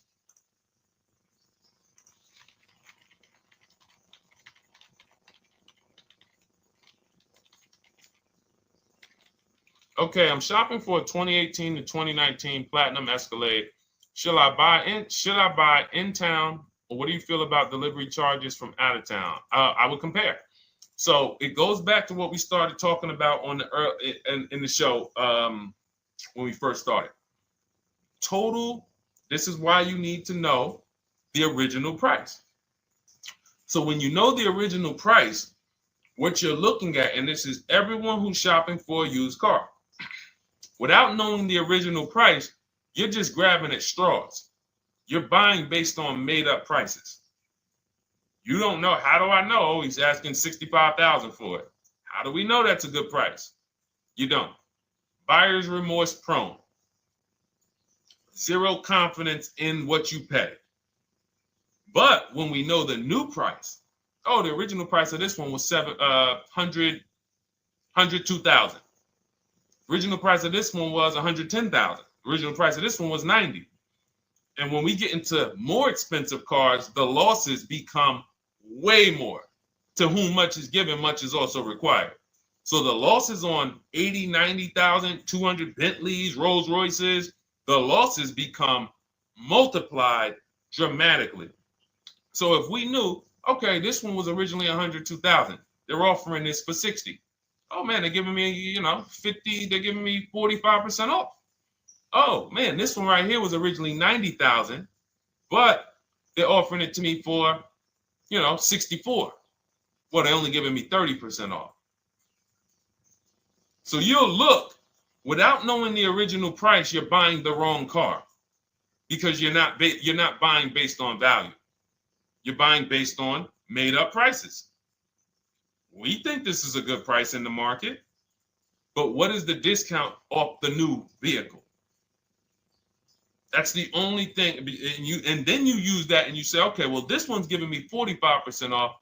It has 29,000 miles. This one's giving me 30% off. It only has 15,000 miles, and you can judge more accurately.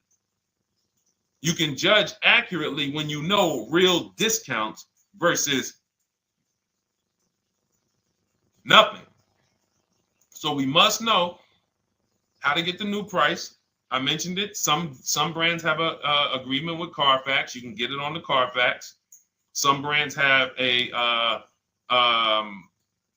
and some brands you can go to Google and Google the window sticker or the Maroni label, and you can get it that way. And then you'll see some companies that may sell it. But again, I'm never buying a used car without knowing the original price.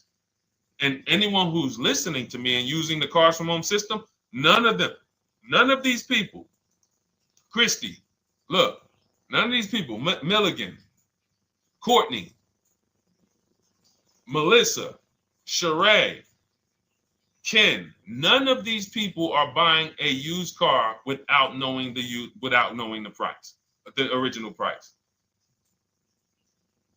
That's how they get you. So when we look at what the price is with delivery, we're just factoring that in to the overall. So with the delivery, I'm still getting 42% off the original price. With the delivery, I'm still getting, so you factor all in cost compared to the original MSRP, and that tells you what the good deal is or what is not the good deal. And many of you, you're gonna see, whoa, I've been buying used cars that really don't have, because you're gonna pass on a lot of cars. Once you actually start using what we teach, it's an elimination system. It's a sorting process. We weed out the garbage. So a lot of the cars that you would have normally gotten thinking it was the good deal, you're gonna see, whoa, if I didn't know this, I would have got that car, because that car is $2,000 less money online. But when I got the original MSRP, I see that this car has $20,000 more equipment in it. MSRP of this car was 105. MSRP of this car is 85. Whoa. And it might not be that dramatic, but sometimes especially on some luxury cars, it will be. It'll be that different. So this is how we gauge value. So when we pull off in the dealership, you see people, they send their numbers. You're going to be quick to write me. Man, I can't wait to write Deshone and tell him about this. I can't wait. Man, you're going to be just like all these other people, all these people we show. Rosalie, I can't wait to write him because I am confident in my deal now. Like, whoa, bro, I just got a used car. I got 48% off the original price. Man, confidence. Would you bet money that you couldn't have got a better? No, yeah, I bet money, man. I did my research, man. I stayed at home. I used the internet like you walked me through it. There was no better deal. I had to, and you know how I know? There's a couple signals that I look for. People say, man, I had to drive an hour and a half to pick this thing up. I'm like, I know you did it right. People want that neighborhood dealer to be, oh, that's my dealer. You own it? No. Somebody did that. Hey, yeah, I work out with a guy at the gym. He came up to me one day. He said, yeah, because I went to my dealer the other day. And, they was telling me. So when I hear this, that just literally is like, oh, you own a dealership? Oh, no. I mean, you mean the dealer that sells you cars and services? Yes. Okay. See, it's just these are not our friends. People inviting their car salesmen to their barbecues. Start making them bid. Watch how quick you see Charlie is not coming to the barbecues anymore. You got your car salesman coming to the barbecues with you. Hey, how many cars?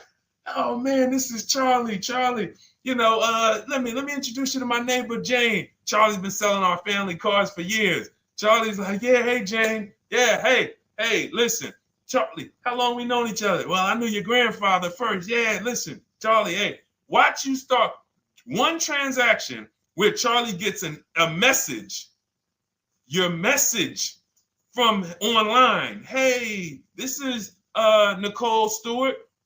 I'm looking for this car. We have all of these templates in my book too, so you don't even have to think about what you're going to write. You just copy and paste them. Hey, phone's going to be ringing from him. Now, we use a shopping email and a shopping phone number. We never give the dealerships our phone number. We don't want dealerships coming to our personal phone number. We use a Google Voice and we create a brand new Gmail. So you look and next thing you know, you're getting a phone call. Hey, Miss Stewart. Hey, Nicole. Calls you by your first name because, he knows your grandfather and everything. Hey, Nicole, I just got the email saying you wanted to get some, you were shopping online. Like, what? Come on. So when are you coming in? You come on in. No, actually, I decided I'm going to get a couple offers. I just want to make sure. Now Charlie has to compete. Now Charlie has to compete. And you're going to see that Charlie doesn't like to compete. He likes to make you think he gives you a great deal. And what you're going to see is Charlie's not going to win that battle all the time. Now, sometimes they'll go to bat and say, listen, I just got to do. But if he works for an 80% dealer, they're not going to let him go low enough to sell the car to you and win the bid. They're not going to let it happen. He can't do it. And then Charlie, that'll be the last barbecue that Charlie came to. Last barbecue. Oh, man. So, wait a minute. Molly, pull up Molly on Facebook's comment. Dolan, she just commented. We are live, y'all. This is our Monday, May 12th show. We do these shows from Monday through Thursday, 12 noon to about 1:30. So make sure you set your calendars and tell your friends and family, because they're out there shopping right now and they're getting their heads chopped off. I hope YouTube doesn't censor me for that, but they are. And if we were to look at their car deals compared to what our people are paying, you would be like, yo, they got. So pull up Molly's comment, please. Okay, there we go. After listening to you, okay, I got called in for another option of SUV I ordered, and boom, they had over $6,840 in options. Ceramic coating, tint, theft protection, yet they kept going down on the price but never removed it. I left. See, and this is, so there's two. One thing you did wise was to not take the deal. What I want you to get to is the point where people can no longer waste your time. When you get to a point, see, with all of you using the Cars from Home system in my digital book, it's impossible to have anyone waste your time. Because when they waste your time, they actually still feel like they won. I'm going to tell you why. We're going to sell this car to someone else, and you still need a car. So that's why that's a reason why who's heard wait till the end, this bad negotiating advice, wait till the end to tell them you have a trade. They know that they literally will do this whole negotiation. You've been in there for 3 hours, 4 hours. Now you spring your trade in on them, and they know, well, we don't have to give her what she wants. We don't have to give her $16,000. Yeah, offer her 14. Offer her 14. Because she's been in here negotiating back and forth. We already dropped our price a little bit. We still got profit we're making, but listen, let's try to make some of that back on the trade-in. All right, offer her 14. Now you've been in here and you're like, no, wait, I know I could get 16 for it. Listen, the car's worth 14. I mean, listen, if you could get 16, God bless. Now they're in a position of strength, because if you walk away, you still need a car. You've wasted hours of your time.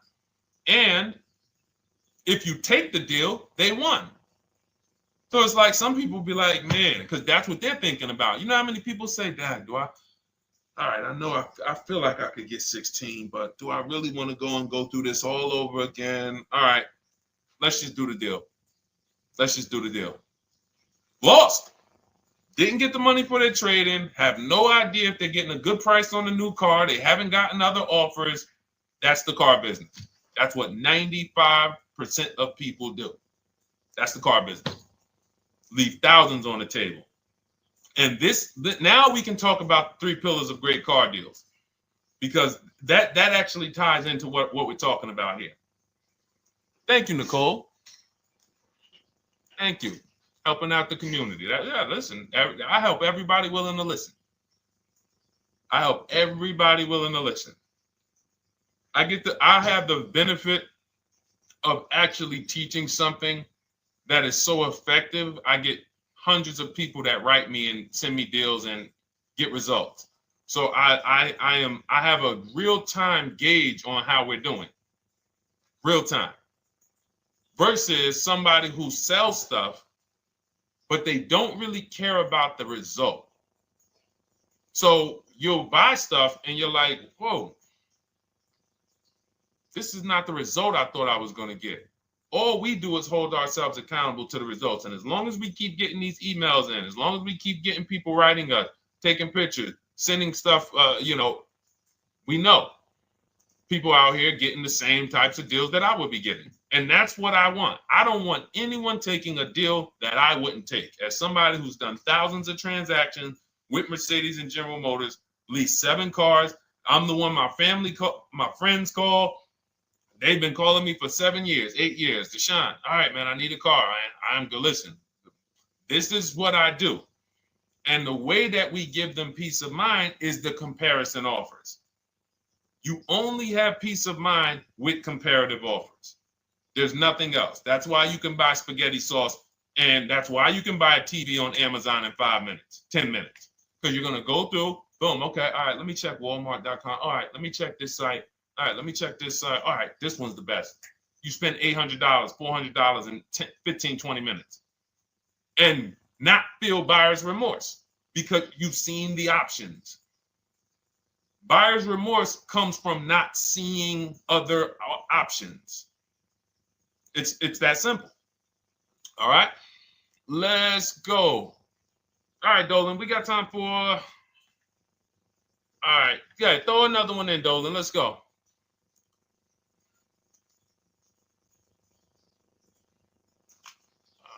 right. Okay, 2015 Mercedes-Benz C-Class C300. Hey, wait a minute. R. Hunter Photography. Just got the book, and I'm looking forward to reading it. Congratulations. Everyone who got your book, just type book in the comment section. I just want to give you a shout out. Thank you so much for those. If you have the book or if you just got the book, just type book. Thank you so much, R. Hunter Photography. Appreciate you. Make sure you send me your success story. That's what I care, whether you buy, lease, or purchase. Even when you use the bank bidding war, show me, hey, yo, this bank was at this interest rate. This bank was at this interest rate. And then the dealer got me this. Write me all of that stuff. I love hearing all of that. Michael, good to see you. Michael McLaurin on TikTok. Thank you so much. Use it and win. Use it and win. I want that book to return to you $5,000 to $10,000 per deal. So every single time you do a car deal, that book should be returning to you $5,000 to $10,000 per deal. All right, 2015 Mercedes C-Class, 85,000 miles. What are you thinking? See, there's nothing there. You get what I'm saying? There's nothing there. You have nothing to compare it to. Now, here's the thing. We teach something in the book called, and we still got to go to the 3 pillars of great car deals again. But there's nothing, we teach something, there's no boundaries in car buying. There haven't been no boundaries. For example, let's talk about the most expensive purchase most people make. Now, in this case, sometimes it's people's cars because people aren't buying houses as much as they used to. But the most expensive purchase people make is their house. Would anyone on here get a 40-year mortgage? Anybody? Yes or no? Thanks, EJ. Enjoy the book. I can't wait to hear from you. Anyone? Would anyone get a 40-year mortgage? Anybody? We got smart people on here. Anybody signing up for the 40-year mortgage? No. Okay. So if no one's signing up for the 40-year mortgage, the question is why? Why?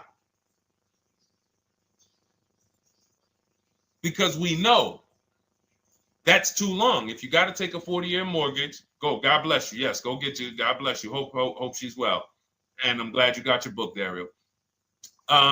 Would anyone, and you don't have to worry about reading it. It's a step by step. It's a checklist. So do one step, check that step off. Next step, check. Boom. That's how it is. Because there's a built-in. It's been built into our education. You don't take a mortgage longer than 30 years. And if you want to be super conservative and you can afford it, take a 15-year mortgage. But we don't go 40. We don't go 50. They're available.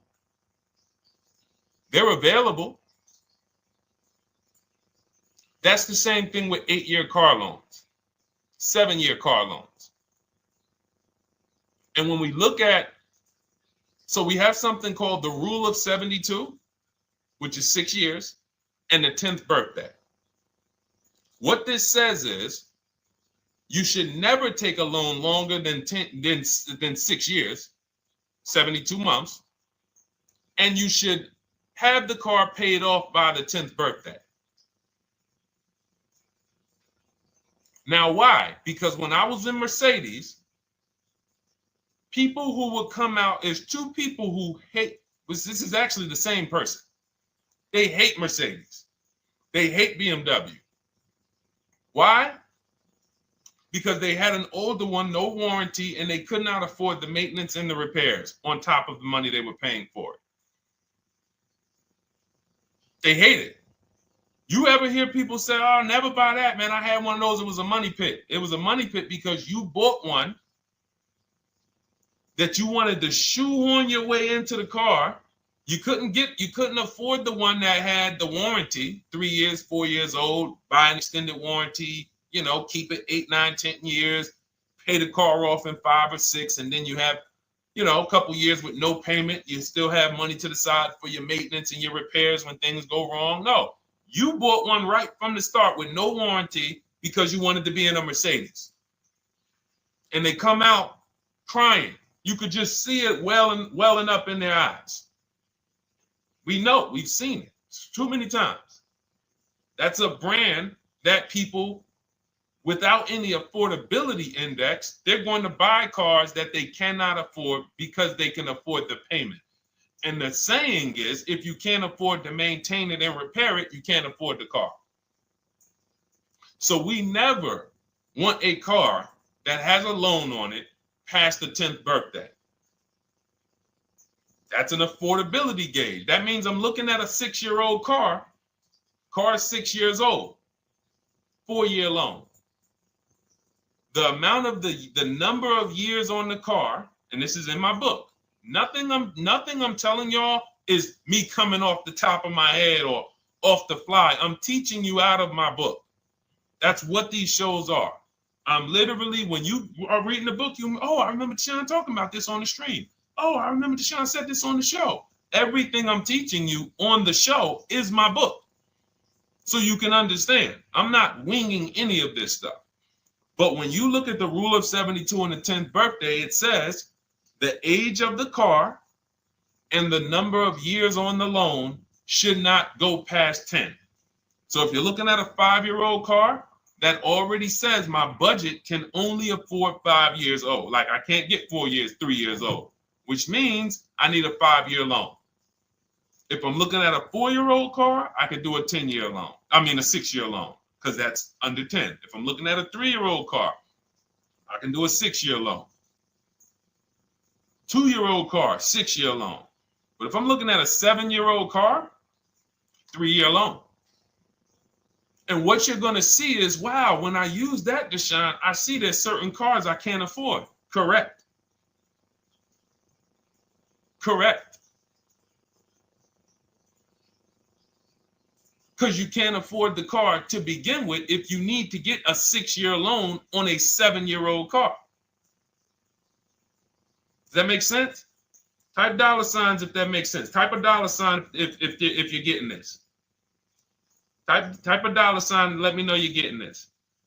Never heard of a 40-year mortgage. Exactly, Artelis on Instagram. I didn't hear about it until I started teaching this. Because the reason we created the rule of 72 on the 10th birthday is because we wanted to bring the same standards that they have in mortgages to the car business. There are people who only get a 3-year loan on a car or a 4-year loan on a car. That's like a 15-year mortgage, short-term mortgage. And then there's people who say, all right, I want to do a more average 5 or 6-year loan. That's your 30-year mortgage. But when you start going to 7-year loans, that's 84 months on a car, you're moving to like a 40-year mortgage. You are going past affordability. This is a sign. This is a red flag. I cannot afford this car. I cannot afford this car. Let me look at less car. Let me look at what I can sacrifice. We talked about that earlier. Can I sacrifice size? You don't usually want to do that unless you're getting a car that's just big for no reason. Oh, I just like big cars. Well, you might not want to get a big car in this time. You might want to go smaller. But never get a car that doesn't cover your needs in terms of size. What you really want to look at is amenities. All right, I don't need the big sunroof and the leather and all of this stuff. You know what? Let me go to the next amenities down. Class. So you're like, oh man, I'm used to driving Lexus. I'm used to driving Mercedes. I'm used to driving Genesis. I'm used to driving Infiniti, Acura. No, maybe you got to go down to the next class. You'll save $5,000-$7,000 going to a lower class of vehicle. These are the things that you want to be looking at. This is how you want to approach. This is how you don't. This is how we win. This is how you understand your car transactions versus just like, all right, time to get a car. Can you just do this for me, Mr. Person who I know is going to make money on me, and it's your job to make money and they're going to fire you if you don't make money on me? Could you just get me the best deal possible? No. EJ, thank you. Ray, getting value out of it. I see you. Awesome. Deshone, how much should we try to negotiate out the door? That's a bidding process. See, that's a feeling for, we don't worry about that. I'm going to tell you why. Some deals, their best deal is going to be $10,000 off. Some cars, the best deal is going to be $5,000 off. Give you an example. In some deals, the best deal is going to be, you're not ready for this, almost $30,000 off. Now, let me show you each one. So when you look at, where's Tiffany? So Tiffany, no, that's Chris. Hold on. That's Kanika. Oh, wait a minute. All right, let's go to the. So the question you're asking reflects normal negotiation, which is we're feeling for the bottom. We don't really know where the bottom is. We're feeling for the bottom. And you're feeling for the bottom, it's a losing strategy because you don't know how deep, you don't know how low the bottom is. When you feel like in your gut, okay, I think this feels like the bottom, you take the deal. Losing strategy. Because the bottom is different for everyone. So you look at somebody like Sean. Sean gets 15, he bought an F-150 Lightning. He got, with the discount from the dealer and the hidden money, unadvertised rebates, over $20,000 off his F-150 Lightning. Over $20,000 off. Now, you look at somebody who, let's see if we can find Kimberly. Kimberly, when she got her Maserati, I love just keeping Kimberly up because she's like, you know, she got over $20,000 off her brand new Maserati when she got it, even though it was last year. But I want to look for a smaller deal. So I think I might have took Tiffany's down. Hold on. Because Tiffany got a Mazda. Hold on. I used the strategy in your book. Hold on.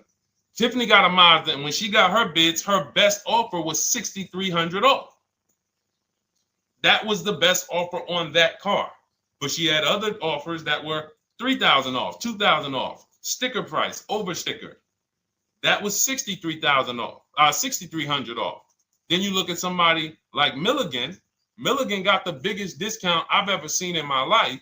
She got a $79,000 car. She got her bids, and she got almost $30,000 off. It's $79,000. She paid $51,359. Brand new car. Brand new car. Brand new car. So do you see that if we're trying to feel for the bottom, let's say you think, all right, $3,000 off. I guess that's a good deal. You're getting beheaded. So we cannot feel for the bottom. That is buyer's remorse prone. That is how we have buyer's remorse. The only thing we do is we sit at home, we get bids. That's the name of the game. When you are getting bids, life changes. You now know, oh, this deal is taking off 8. This deal is taking off 2. This deal is taking off 8. This deal is taking off 10. This deal is taking off nothing. Oh, the $10,000 dealer wins the bid. You took off $10,000. That was the bottom. And again, we use the 25-to-5 strategy where I show you how to connect with 25 dealers in 20 minutes from home. You get your bids. You want to call around, do it by phone, call and get your bids by phone. We do this by email without talking. That is what's in my book. That's how we do it. So everything we talked about is in my new digital book. Cars from Home, 7 Steps to Saving Time, Money, and Avoiding Dealerships. Normally $97, part of our welcome offer. You get your copy for $24. That's 75% off. In my TikTok bio, click that link. My Instagram bio, click that link. Or YouTube comments in the Facebook comments, deshonsbook.com. 2 hours, get your $24 and let that continue to make money for you and keep money in your family. We didn't talk about. We didn't talk about selling leases and equity in leases. We didn't talk about the bank bidding wars. We didn't talk about, we did deep on leasing versus buying. We hit on a lot today. Now, for those of you who are like, Deshone, I'm just meeting you, I don't really trust you yet, then start with my free cheat sheets. Dolan will put a link for you. You can go to DeshonesCheatSheets.com, put a link in the comments, and just start with my free cheat sheets. We've given thousands of people have started with my free cheat sheets. That'll expose you to the Cars from Home world, because once you see the value, like, wow, this is what Deshone's giving us for free. What is in the book? The book is your step-by-step checklist, step-by-step blueprint. But if you're like, you know what, let me just get started with the cheat sheets, go grab the cheat sheets. Now, mark your calendars. We're here Monday through Thursday, 12 p.m. Eastern Time. Show usually lasts about 90 minutes. You can bring your questions. You might be watching this on a replay, because you'll see a lot of people ask the same question you would have asked. But mark your calendar so you don't miss a show. We'll be back, and then we'll run the whole replays all through the weekend for those who couldn't be here during the week. So I might start doing something for people who bring people. Write me some ideas, because what I really want is I want to come up with something, a way to reward people who share. That's why I wanted to give a free copy of my book to our nurse on TikTok. You know, like, I want to come up with something for people that bring people, that help me actually spread this message. DM me some ideas, and I'll watch that. I can't read all the DMs, but I will certainly start that DM with, you know, I have an idea, and then I'll know that's you. Because I want to come up with something specifically for the people who share. All right. I'll see y'all tomorrow. Thanks for watching. This has been our show. Congratulations to everybody that got the book. Make sure you send me your success stories. Email me when you get your cars. I want to hear all about it. All right. God bless you.